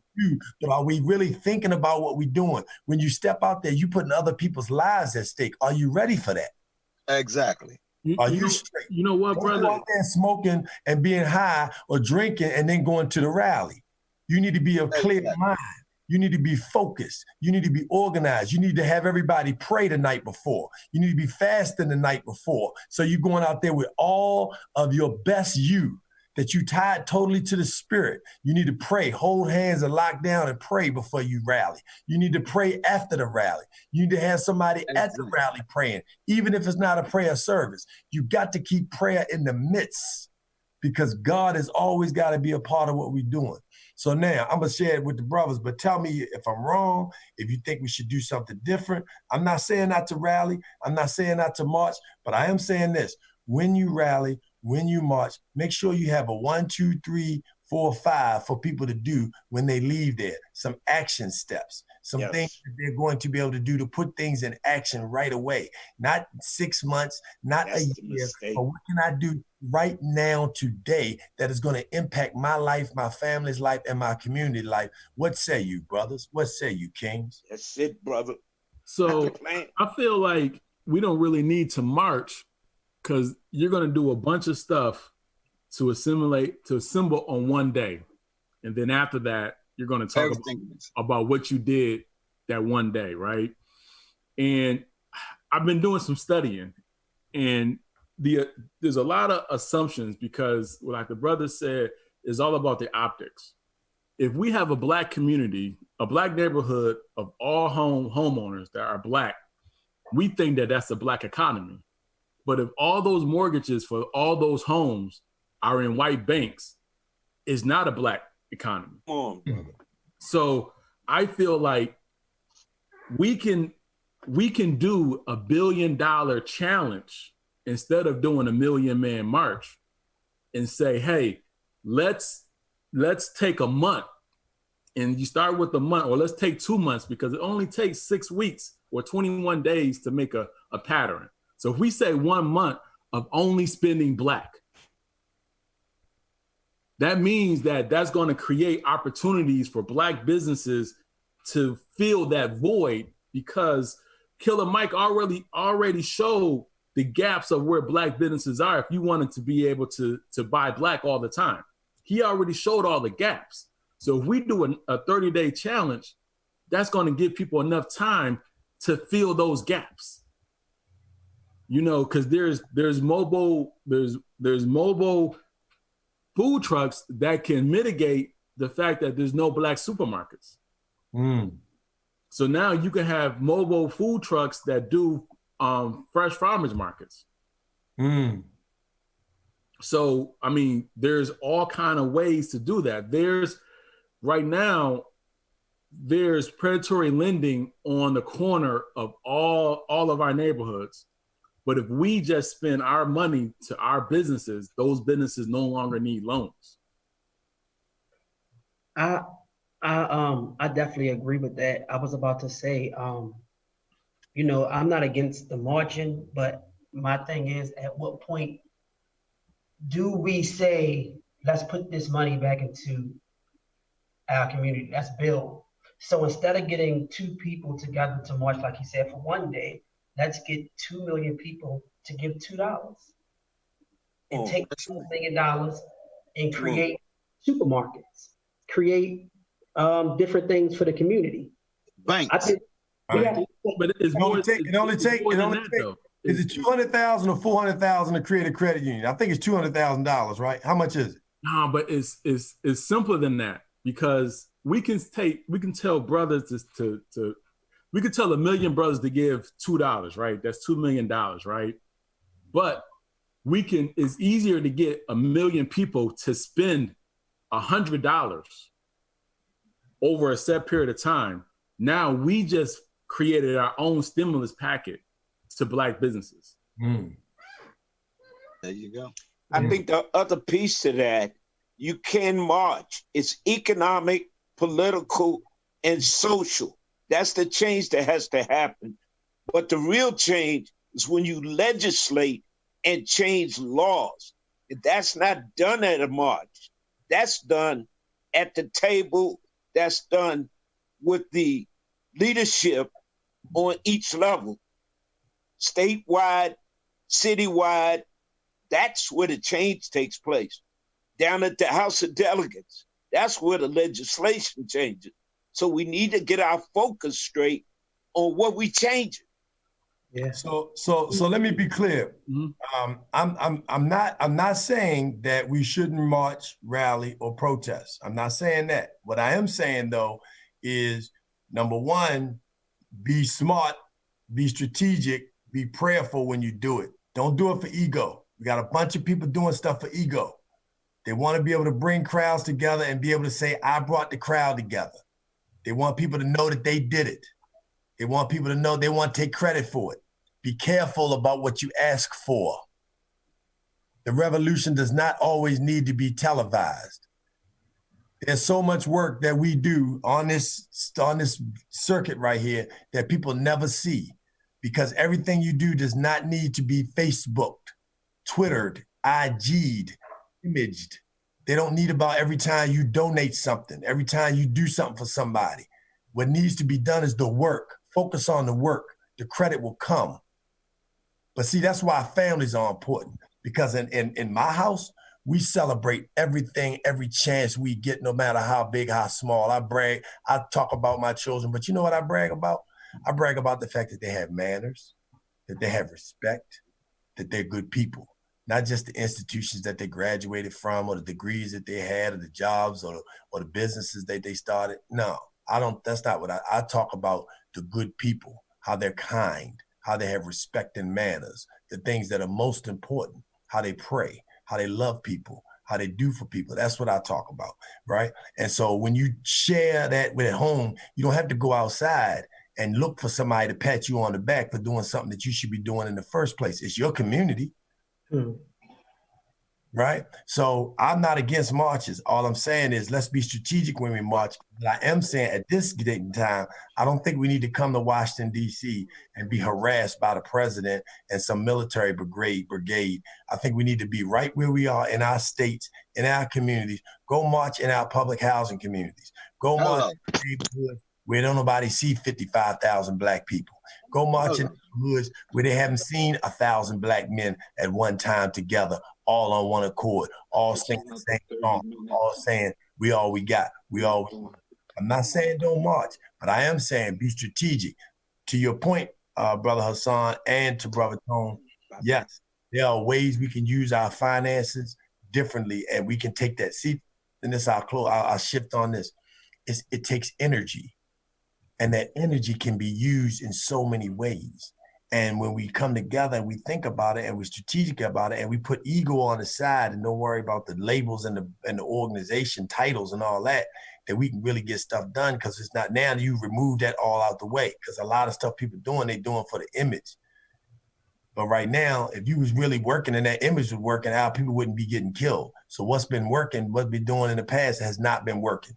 And just so you know, every major movement that's changed things in the world South Africa and apartheid, civil rights here in the United States, even the NFL who act like they ain't care until we stop watching football for 2 or 3 weeks. And then Jerry Jones was on his knees at the 50-yard line.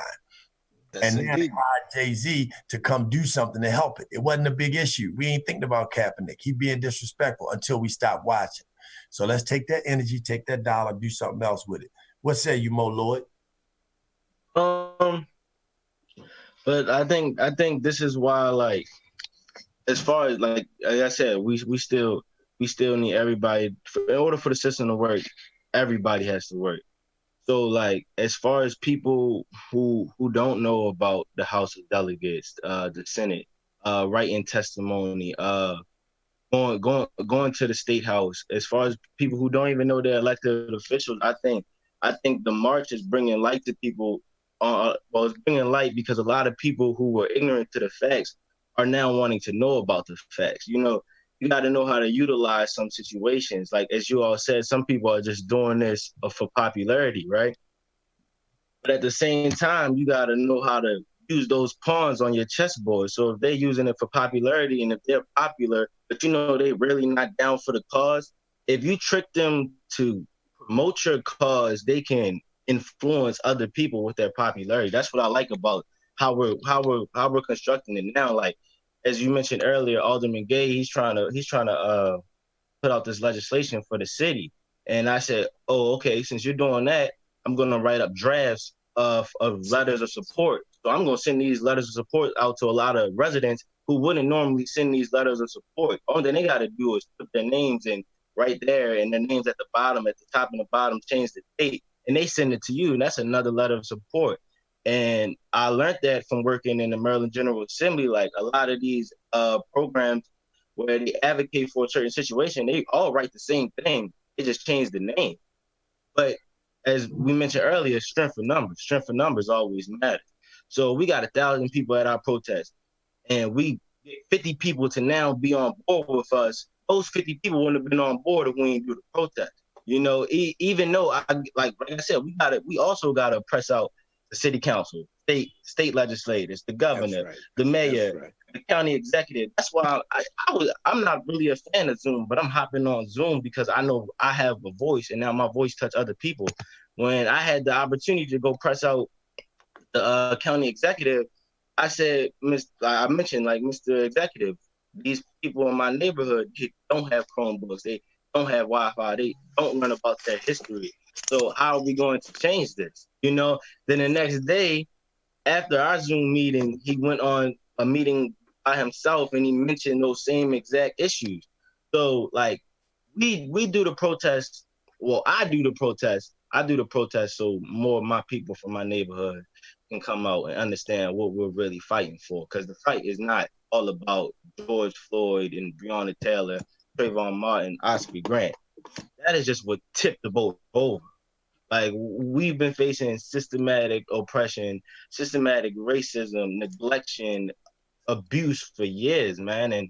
And I'm just trying to help my people understand, like, yo, the inner fights that we're facing within our communities and when we're battling with our other communities are facing the same struggles is regressing us as a community. You know what I'm saying? And I got a lot of people who are from my neighborhood out there like, yo, I'm trying to be a part of it. And I'm explaining to them, well, it's more than just that. Are you really trying to be a part of it, or are you just trying to get your face seen? Because if you're trying to be a part of it, here's an email, and here how we're going to send the letters of support. If you're trying to be a part of it, I'm going to need you when they open up City Hall. You got to be down on City Hall. I need you when they got some City Hall Zoom meetings. I need you to repost the Zoom meeting, bro. I get it. Everybody's not meant to be out there. But a simple repost, we have technology and social media. Like, it's a whole different society, a whole different generation.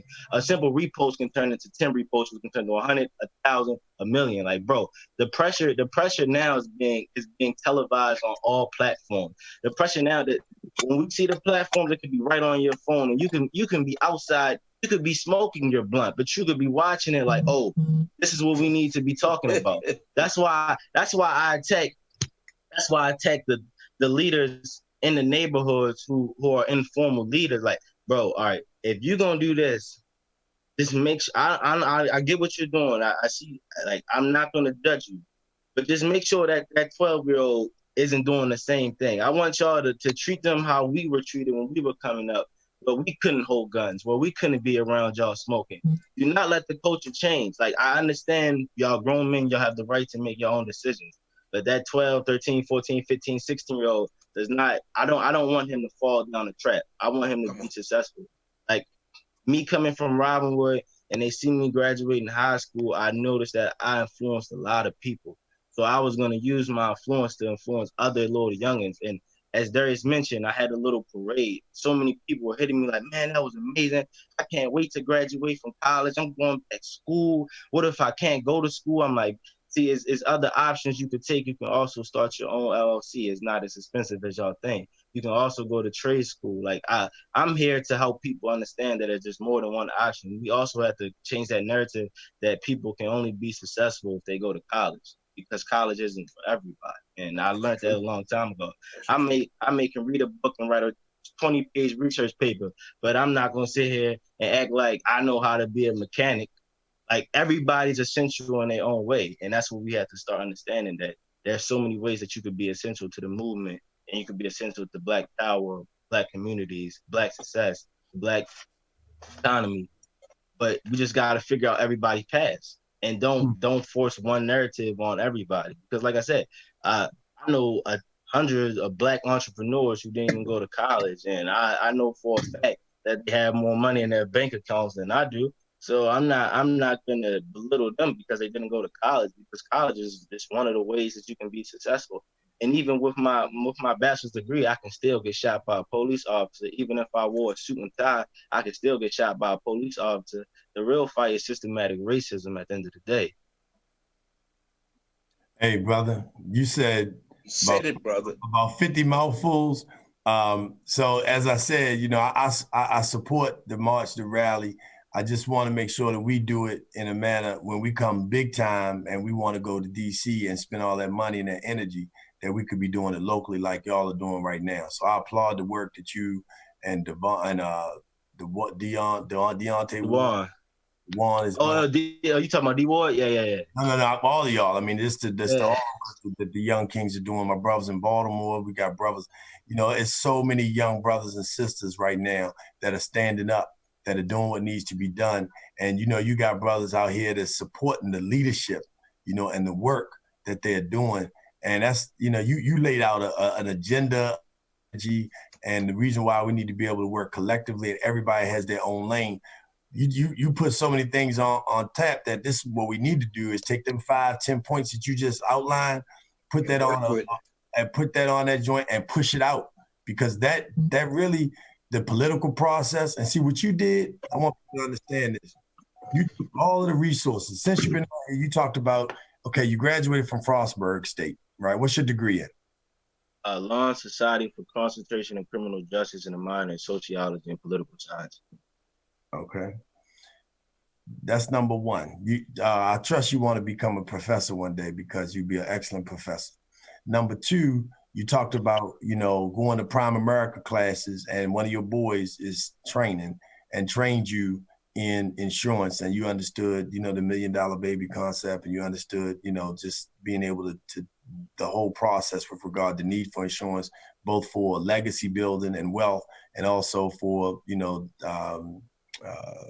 the term that escapes me, lasting tributes that for funerals, being able to cover your final expenses. That's the term I'm looking for.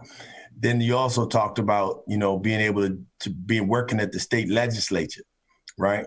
And so going to the state legislature, working there and learning the process. And so you taught young people how to writing letters, and then how to send those letters to the appropriate people so that they could get the support for the bills that you on the street marching for.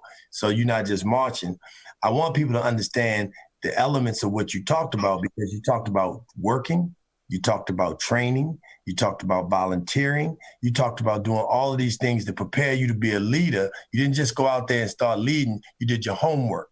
You listened, you followed, you trained, you went to class. Now, everybody on here has done that, but you are a 22-year-old demonstrating this is what we need to do. Already doing it, right? And so that's the focus of that, you know, and the reason why we need to continue to come together and continue to build. And I love how these brothers are willing to pour in, and we all understand the value of letting you rap. We understand. And I appreciate that. We understand that, man. You know, and we ain't just doing it because you're young and you talking. We're doing it because you're young and you talking and you got something to say. That is powerful. And every young brother we brought on here, but that's what we got. All these people on this forum right here, and there's so many others that we could have brought on. But God uses who He chooses, and every time is an appointed time. And these are the people that was supposed to be. So we're gonna wrap it up. We're gonna sing it all around the circle. Yeah, so anybody else, you know, I threw the piece out before I move on with the March piece. I will say this: we are gonna follow up this conversation. And next week, the way we're closing it, I want you to come back next week too, Mo, is, you know, we dealt with kings, we dealt with queens, we dealt with the home, we dealt with the street, and we dealt with the mental health piece. Next week, we're dealing with young people.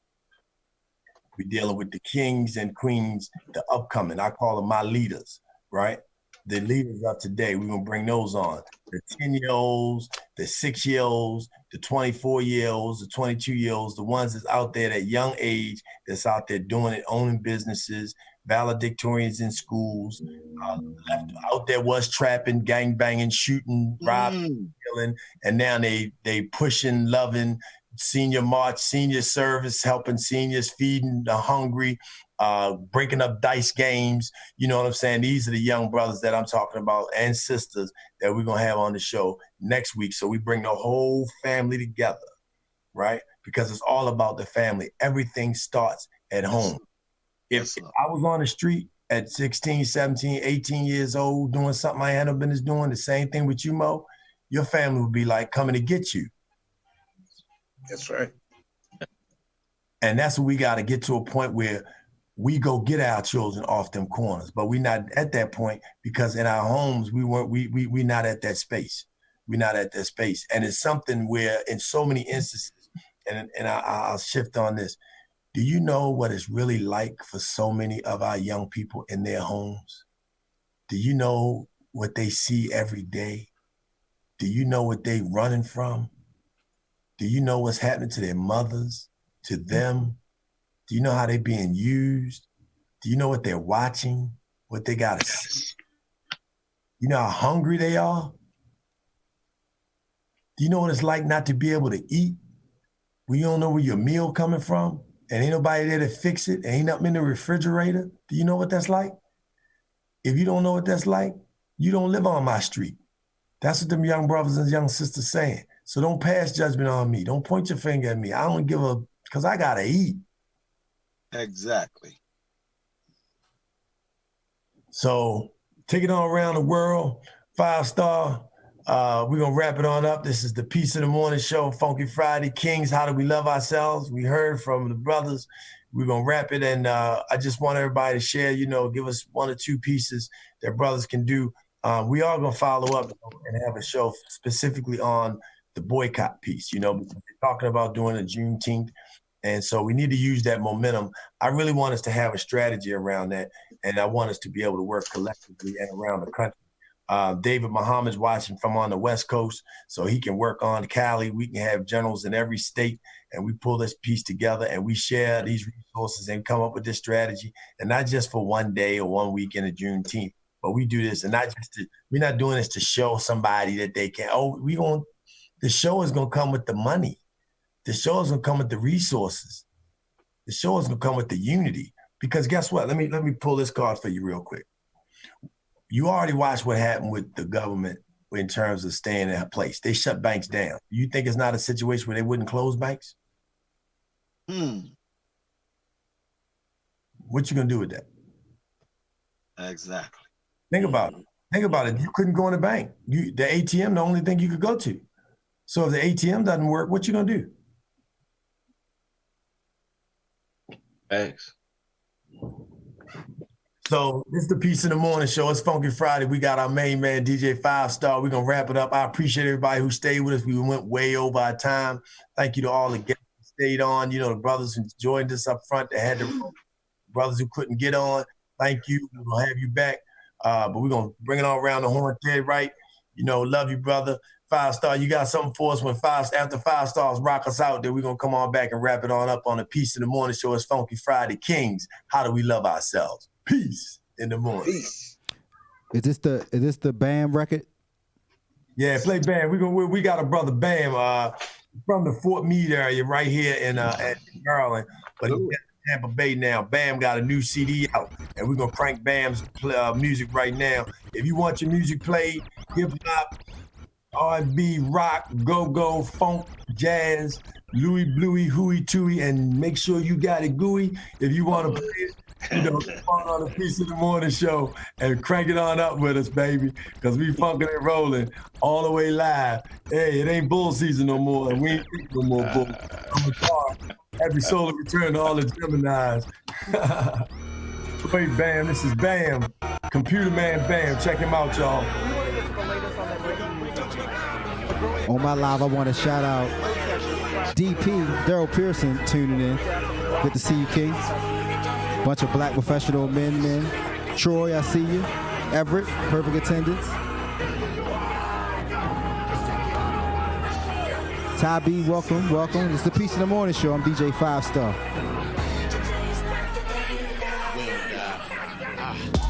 I will never give up, though my pursuit of happiness been a bit rough. Either look down the barrel or end up in cuffs. Man, this is it, we done had us enough. Still gotta fight for equality. I'm not a dumbass man, you lying to me. Put a fake smile on, lie through your teeth. You don't mean it, I don't want your apology. You say fuck your feelings. Throw disrespect and they claim mental illness. For real, meanwhile, Black Lives Matter, we still getting killed. If your voice didn't matter, then how would you feel? You would feel that you had to walk home. No Captain America, enemy, daring as black as the Panther. Before they were scared of us, Now aggressive what they call us, but they don't take the time out to realize the causes. Be damned if they see us winning, don't care if we taking losses. So stuck on being superior that you don't care about what it costs us, Now tell me if I'm wrong. If it ain't white, then they don't like it. If it ain't right, then it's wrong. Rodney took a beating and he still wanted us to get along. They don't listen to us when we try to talk, so we keep putting in the songs.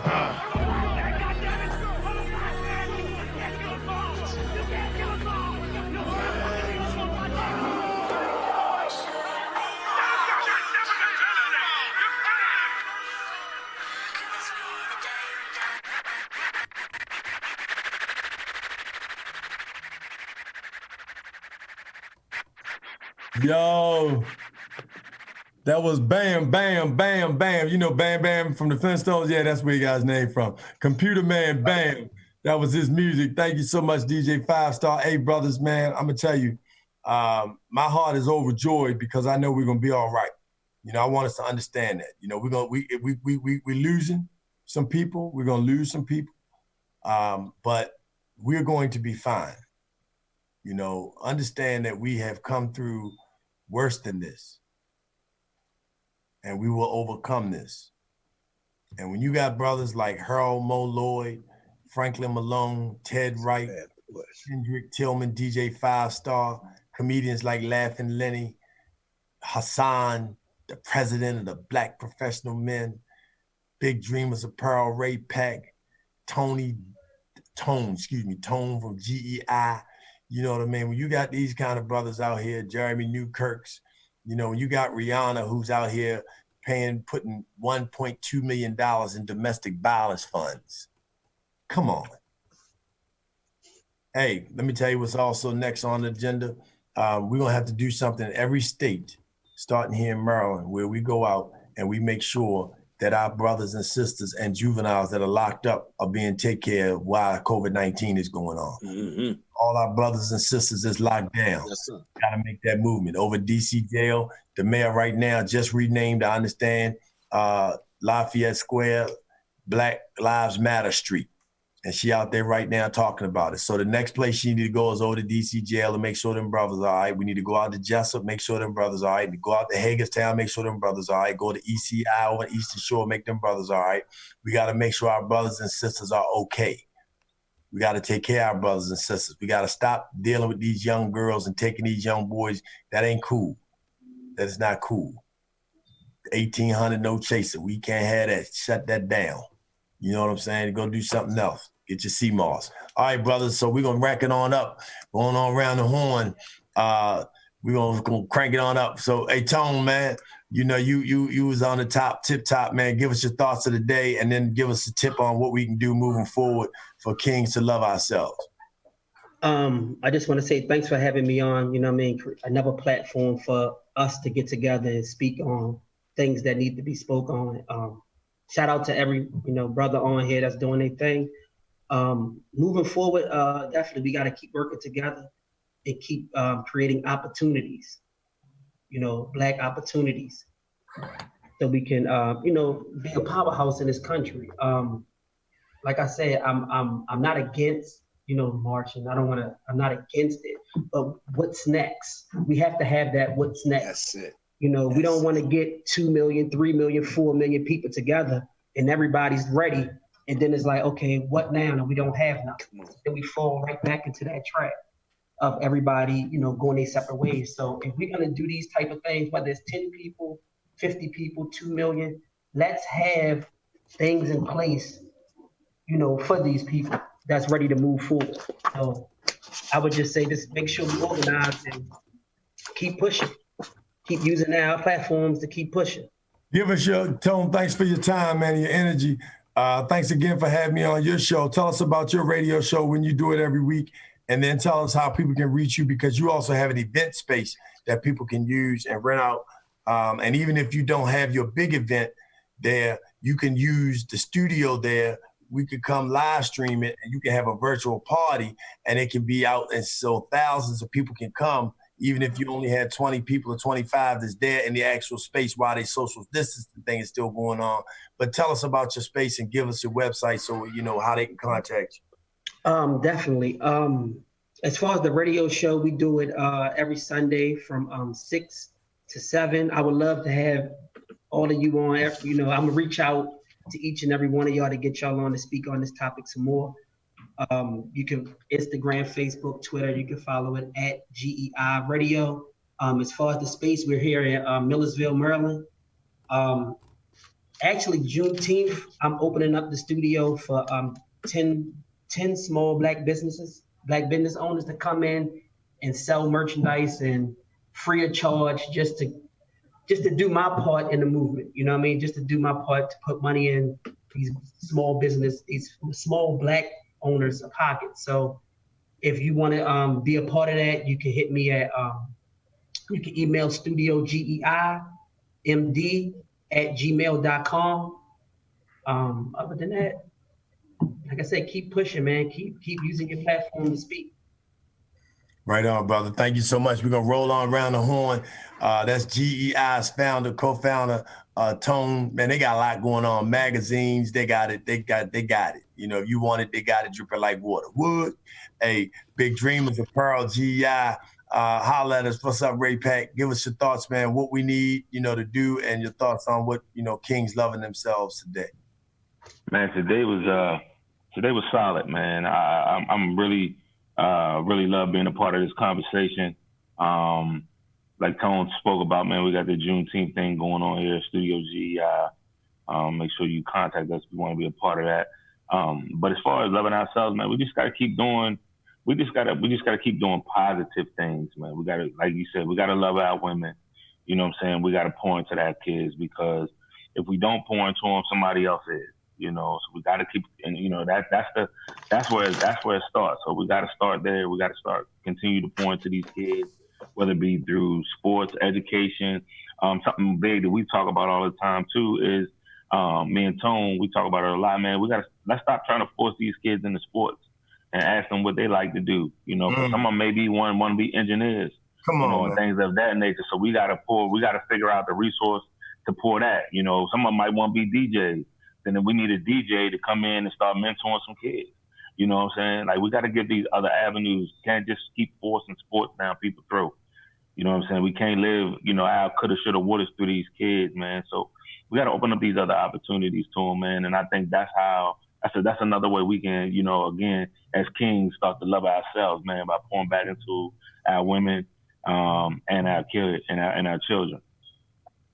Hey, man, I love that you changed the word kids from children because kids is baby goats and words have power. I appreciate you. I got you on that one. That's why hey, look, I caught you on there. I'm with you, man. And man, you can catch me. I'm on Instagram and on Facebook as Raymond Pack. I'm also Big Dreamers Apparel LLC on Facebook and Big Dreamers Apparel on Instagram, man. And yeah, man, I appreciate all support, man, and I just appreciate every brother on here for what you're doing for our culture, man. I appreciate it. No doubt. Thank you so much, brother. Hey, Ted Wright, the Right Talk, man. Holla at us, man. You know, we appreciate you, Ted. Thanks so much for your support. Thank you for talking about the importance of prayer. Yes, you know, sir. how we need to pray every day. You know, he brother got a prayer call every morning, 7:30, even on the weekend, Saturday and Sunday. Holla at you on Monday prayer. Yes, sir. Yes, sir. Well, thank you, Brother Darius. I mean, I appreciate all the brothers and the insight. I was taking copious notes, just a lot of the different ideas that you guys have.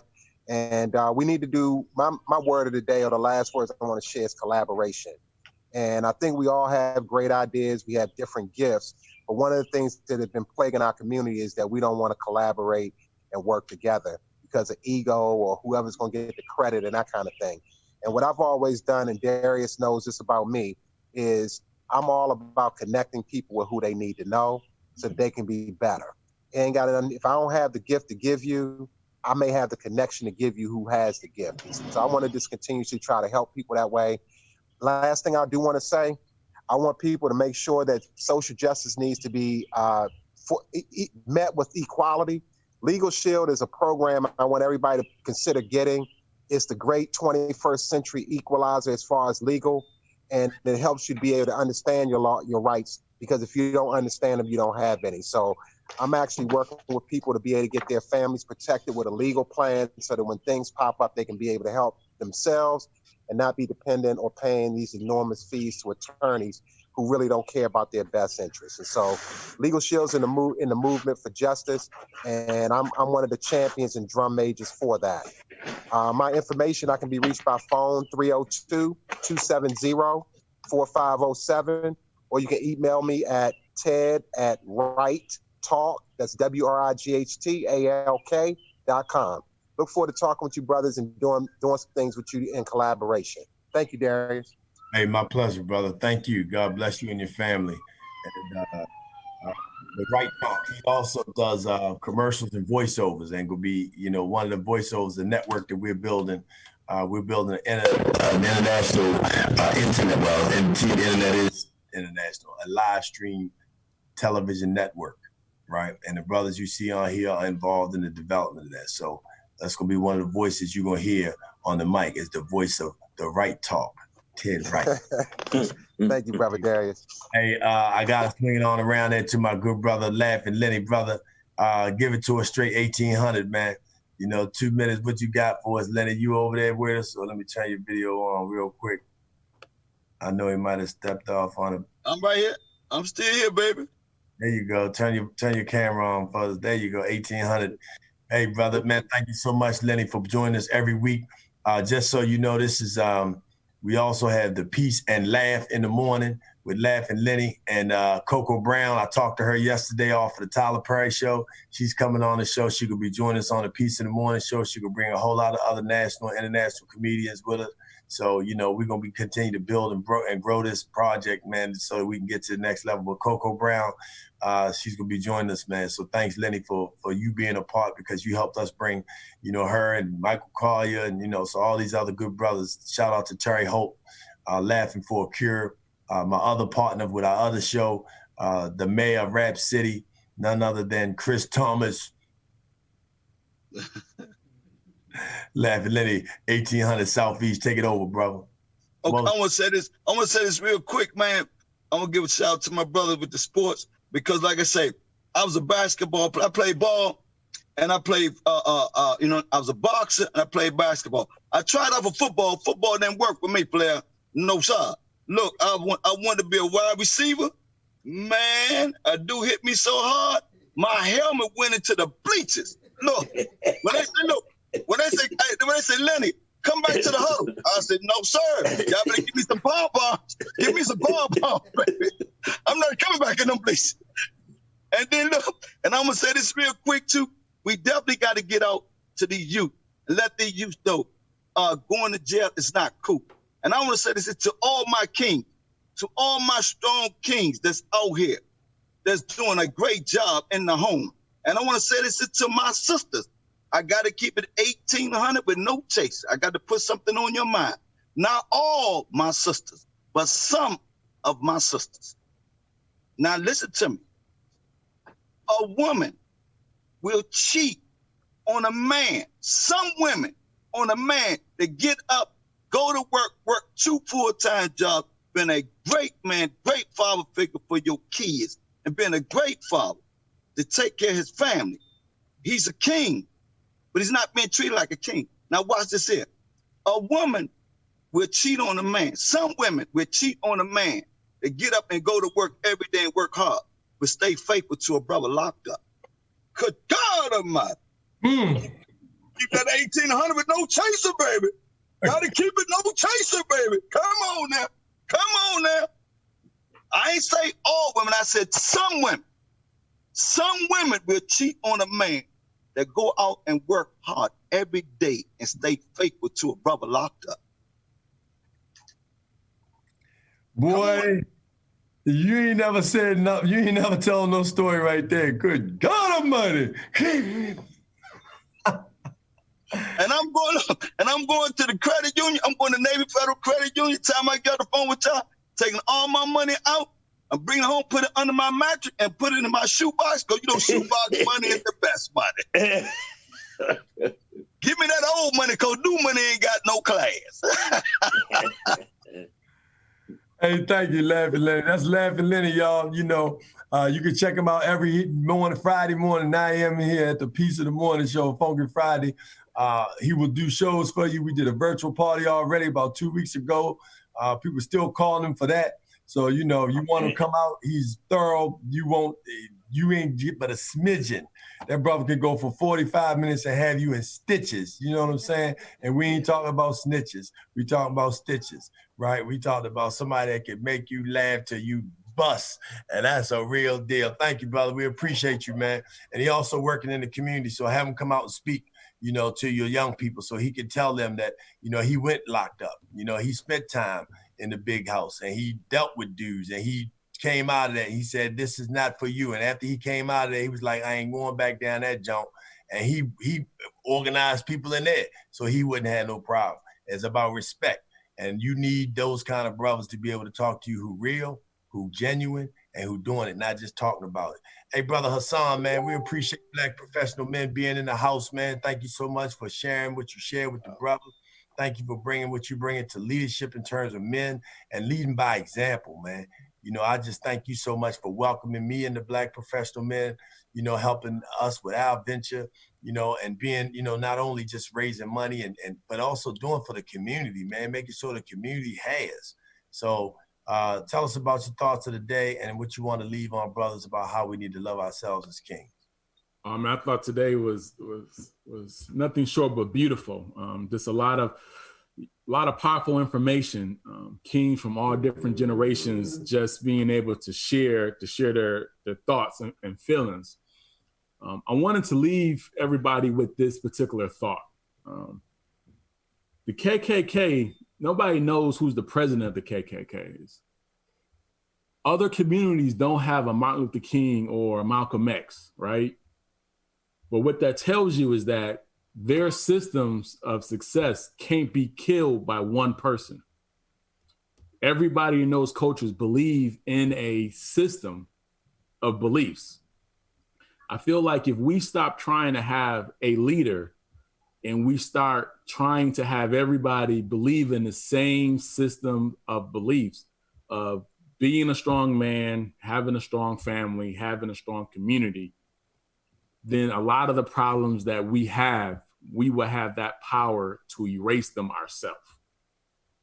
So I just want to leave that with you, is that if you understand that everybody else don't need the structure that we're seeking, Everybody else in other structures are given the tools, and they just need to use those tools to get their systematic success.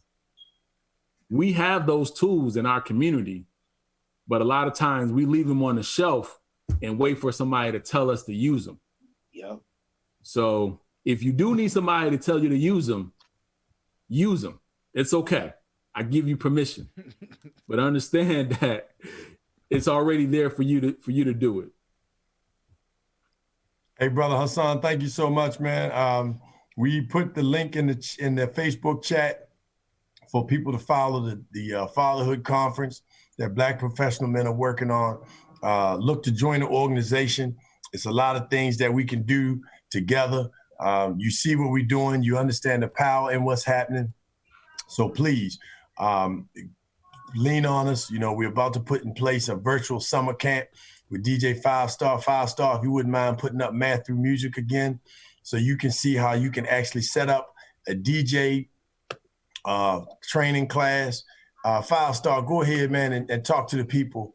First of all, thank you, brother, for your support. Thank you for showing up every Friday as the DJ for the Peace in the Morning show, sharing it across every network, YouTube, LinkedIn, Instagram, the whole 9 yards.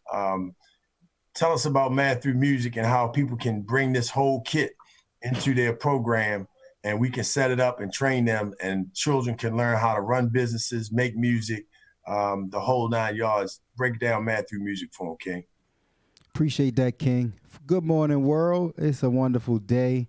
About 10, 15 years ago, I found a way to combine my engineering degree with me being a professional DJ. Started a company called 5-Star Enterprise in 2010. Started focusing on edutainment workshops, after-school programs, summer programs, intros to teachers' unit plans, exhibits for STEM fairs, STEAM fairs, and now we use the term STREAM, which includes reading and arts and STEM. STEM is science, technology, engineering, and math. And lo and behold, we had some challenges growing because now we are scaling up. So we send our instructors to schools that are there as an educational resource from 7:30 to 2:30. Of course, everything is virtual now, so we had to pivot everything virtually. But before we went into this virtual mode, we actually have a product. It's a product called Math Through Music, a duffel bag that comes with everything you need to DJ. That's including your laptop, your hardware, the software, and then of course our curriculum that covers 5th grade through 9th grade math, which is backed by Stanford University here in the United States for engagement. And of course our partnership is in Canada, where the Canadian federal government did a 5-year study and it doubled math scores there. So I'm looking to expand from our partnership in Canada. Actually, this Tuesday we'll be hosting our 9th So You Think You Can DJ competition. Of course, it'll be virtually as well on Math Through Music platform on Twitch. And so I'm excited about our partnership that's international, where hopefully next year everything with COVID-19 will be cleared up and we can take our team from the United States, specifically here in the state of Maryland, all the way to Canada to compete against the teams in Canada with our Math Through Music program. So again, we're looking to get this into schools. We want to change the culture in schools. Our hypothesis is that if we can increase your creative thinking, i.e. putting math and DJing together, it'll increase your academic performance, your attendance rates, your graduation rates, and it change your emotional behavior around just how you feel about math and how you feel about technology. And so with that, it's just a product here. Please get in contact with us for a free consultation. We would love to bring this to your school district, your school, your after school program or your summer program. And it's a standalone kit. So it's embedded videos in the laptop. So you don't even need us to teach the curriculum. However, we do still offer training for whoever you want us to train. And we still have a scaled up enough team that we can send instructors to your location as well. Hey, brother, thank you so much for sharing, man. That's DJ 5-Star. You heard the program, man, the whole kit, business plan, everything you need to learn how to operate a business, as well as the science tied to math. I ain't got to regurgitate it. You heard it. Hey, brother Franklin Malone, 100 Father. Hey, brother, thank you so much for coming. Thank you. This brother took off. Okay, these brothers took off. They committed, man. A few brothers took off, man. And to be on this show this morning, I don't take that lightly. I don't take it for granted. You know what I'm saying? Not at all. So I appreciate you. I appreciate the work you're doing. I love you. I thank God for you. I pray for all of you and your families. I pray for all of our good and righteous ancestors for the work that they are doing in their lives. And thank you, Franklin Malone. Share today, man, and the work that we're about to do. You heard all these conferences we're going to be holding. Wow. Brother, first of all, you are a magnificent connector for the people. You're wise in your words. You're well-studied and well-researched. And we need people like you to connect kings like us. All the kings on your show, I want to give you all a word. In Proverbs, it says, and a father is the glory of his children. That means you are the divine leader in your family. That's who you are. It's a pleasure and an honor to be with these young men, all of these men. Y'all are geniuses. Y'all are Black geniuses, man. And we got to work together. I want y'all to catch me on www.blackonblackunity.com. That's my radio show, The Father's Next Level Empowerment Hour. For the prayer man, I'm also doing prayer for the National Action Network every Saturday at 12 o'clock. But we're using hermeneutics because the first Christians were Black people and Jesus was a Black man. So we got to stop thinking the wrong way about the right thing. That's made in our image, all right? Secondly, my word for the kings, be reasonable, be responsible, and be respectful. Whatever you do, be reasonable, be responsible, and be respectful in everything you do. Lead by example, but lead, follow, or get out of the way, because this train is on its way through. I want to say to Laughing Lenny, I'm a Southeast boy too. 45th place. You got my heart, brother. You're a bad boy. Come over here to Baloo with us. Work with our youngins. I'm going to reach out to y'all. But please do that. The coalition is set. I want all y'all emails. Darius, Friday, the 19th, Fathers of Faith, Overcoming Adversity. We're doing 3 days with the Fatherhood Coalition. You supposed to be on there, man. What you talking about? We got your face on there with the great men of the region. I'm going to invite all of y'all to be a part of that. God bless you. I don't want to take too much time. I don't want to be long, but I got to be strong because the Black man has a way to do this through fatherhood. That's our path. Thank you. Hey, brother, thank you so much. We love you, man. Thank you for those kind words. I'm a reflection of you, and what you see in me is what's around this this circle. I believe in the round table of leadership. You know what I'm saying? We all have various strengths and talents and abilities that God blessed us with. And it's time for, as the book that I'm writing right now, that we step into our own shoes, right? Brother Leva Shabazz Bey said, discuss nationality, what really matters. So, you know, Brother Bey, put in the chat what you want to talk about, how important nationality is and what that means in terms of nationality in a sovereign nation here in the United States and around the world. Also, Brother David Muhammad wanted us to talk about the 4 A's to avoid stress. Avoid, alter, adopt, and accept. Stress is killing us, man, because we got a pressure. It's in our innate ability to get up and take care of our family. So when we're not always able to do that, you know, there was a brother that was in the Sudan, I believe. He was in the desert, and he was carrying his family with him. And he was leaving the country in Africa, and one of his children died on the way because he didn't have free food. He died of starvation. He had to run with only what they had on their back because it was killing everybody in their village. But imagine what it feels like for a man who's doing everything for his family, but can't feed his family because he's in the middle of a desert and they ran out of food. He took as much as he could carry, and your child dies. Then I want you to think about the sisters that are worried every single day about their child not coming home.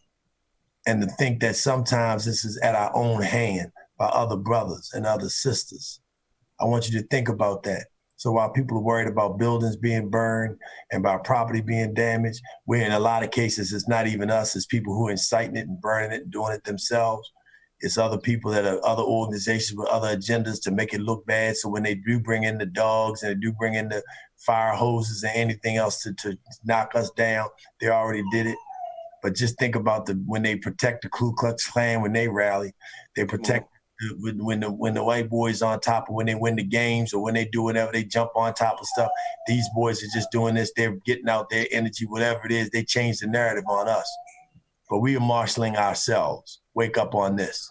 We're now policing ourselves. So the money they're talking about, that money that they pulling out of the LA Police Department, the money that they're talking about, Brother Mo said, we're going to pull that out. We're going to pull out. You know how many brothers could do work if they had money to pay and take care of themselves for 40 hours a week that they could be doing in the community, how much work they could be doing, how many models they could be presenting for other women and children and helping them and not sleeping with them just to help their children, but really helping them and really working with them and doing what needs to be done to get them to the next level. So I saved it for you, brother. I wanted to make sure that you had an opportunity, man, to share. You brought a lot to the table today, man. You lifted us up. You heard from DJ 5 Star. You heard from Brother Hassan. You heard from Brother Tone. You heard from Brother Ray Pat. You heard from Laughing Lenny. You heard from our good brother Troy that started off with us with 108th organization. But now we're going to hear from the brother who started his own organization, just graduated from Frostburg State University with his bachelor's degree. Powerful young brother, leading marches and protests, all kinds of events in the city of Annapolis. We're going to let you close out, brother, with yours, what it meant to you to be a part of this, and then what we need to do as kings to love ourselves. Man, I think this was like critical because like I'm one of the many voices though in the youth right now who are out there every day trying to fight for all of us. But it's critical that we have a seat at our older generation table, you know, because that's how we're gonna eventually bridge this gap. As far as us loving each other, man, like we just gotta change the whole movement. We gotta change everything. Like it's so many things that I can say. I'm trying to keep it brief, but like as far as our music, learning more about our history, our culture, bringing more events into our communities. I see that every year we had that Labor Day parade, but 12 days from now is Juneteenth. Me and my friends have been talking how in the future we could bring a Juneteenth parade. We won't celebrate 4th of July anymore because we weren't free after that. We were still slaves. You know, we're just going to put it out there, you know, and people got to see the harsh reality that deterred us away from not thinking that we are kings when we are, you know. It's 400 years of enslavement. Even though they technically said we were free in 1865, we weren't really free, and the 13th Amendment proves that. So I'm just all for like loving one another and promoting one another, being out there for one another, helping people without thinking you're gonna get benefits, you know, just helping to help, you know, stop trying to help for yourselves, you know, lose that selfish mindset that we have. And I know that I had it in myself before, you know, and I want to influence the next person to not be selfish. It's 100 clothing brands, and I'm trying to buy each and every one of them. I remember when I was 16, I wanted my own clothing brand. I was like, you know what? Maybe I don't need a clothing brand because I had to help promote these clothing brands so they could be one step ahead of the white clothing brands that have been taking our money but don't really support us.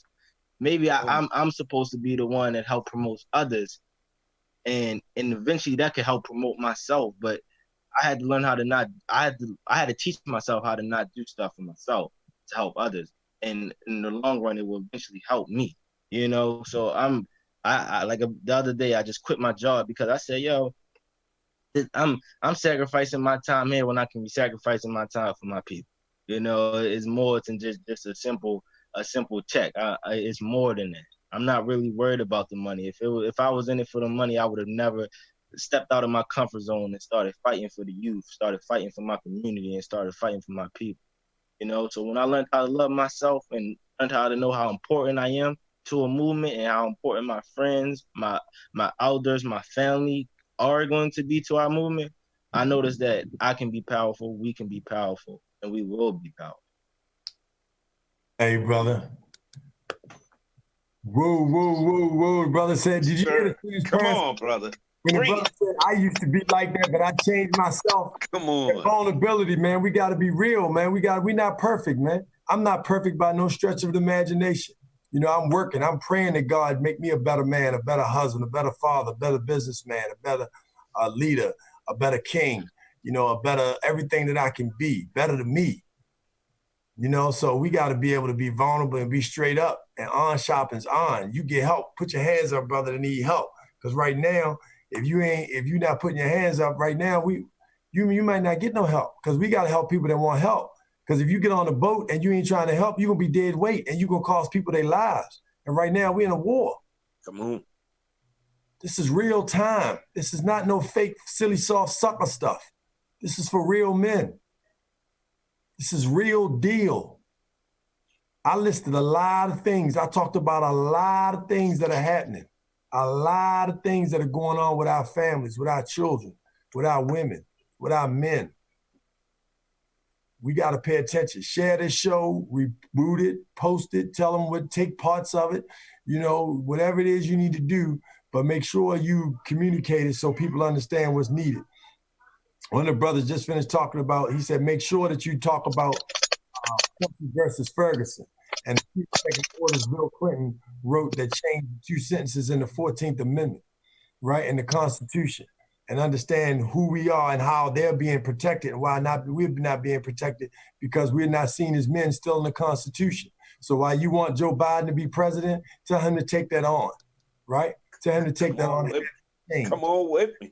Don't just give your vote away. Vote. Don't misunderstand me. Vote on every level, but make sure you get what you want when you vote. Put those things in play. Don't wait till after. People saying, no, Trump's so bad. Wait till after we get in, then we're going to ask what we want. Who does that? Ask now. You don't negotiate. People give you what they want you to have. You negotiate what you want. That's right. That's right. And you do that up front. Am I right, Brother Hassan, in terms of business, or am I wrong? You're absolutely right. You got to ask up front for what you want. Don't negotiate on the back end. You negotiate up front. Am I right, Tone? Facts.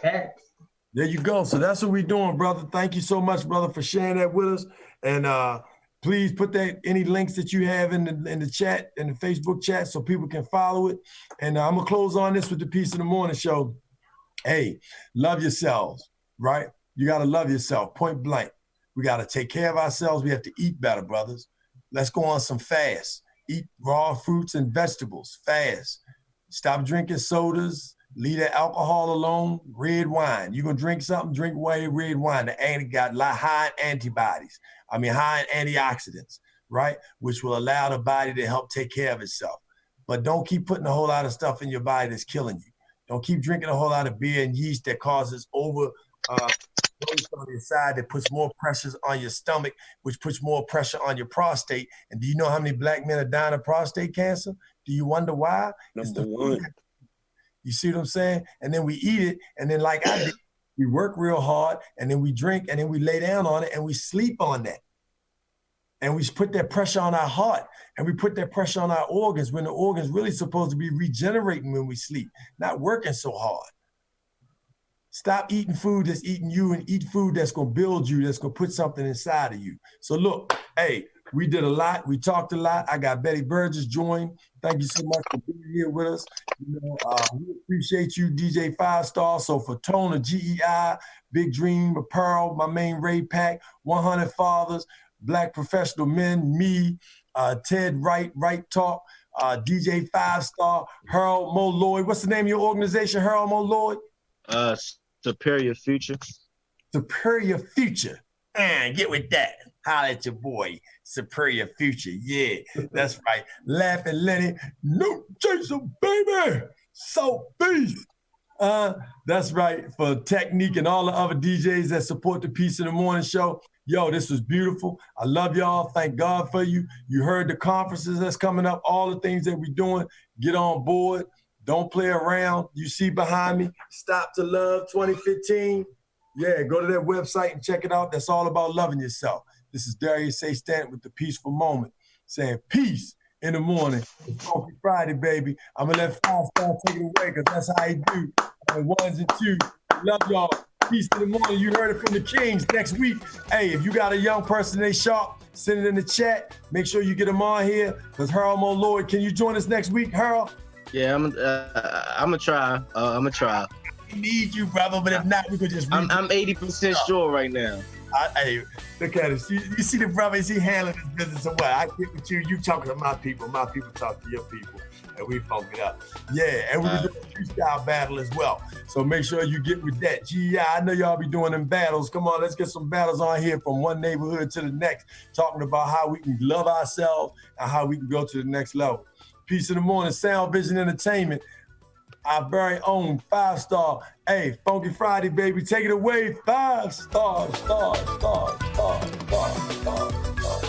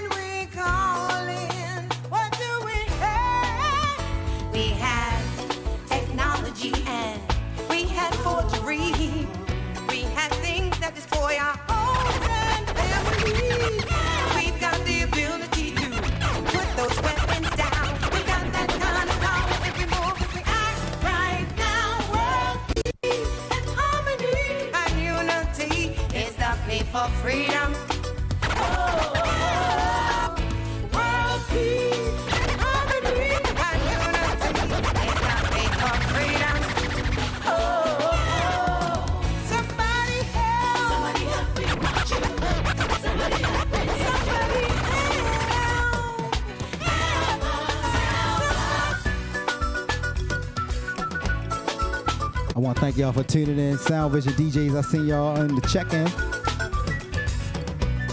Want to give a big rest in peace to Tony Reds. Not to be confused with DJ Reds.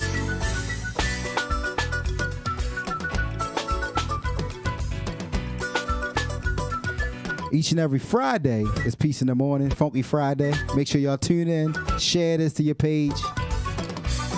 We on all the networks.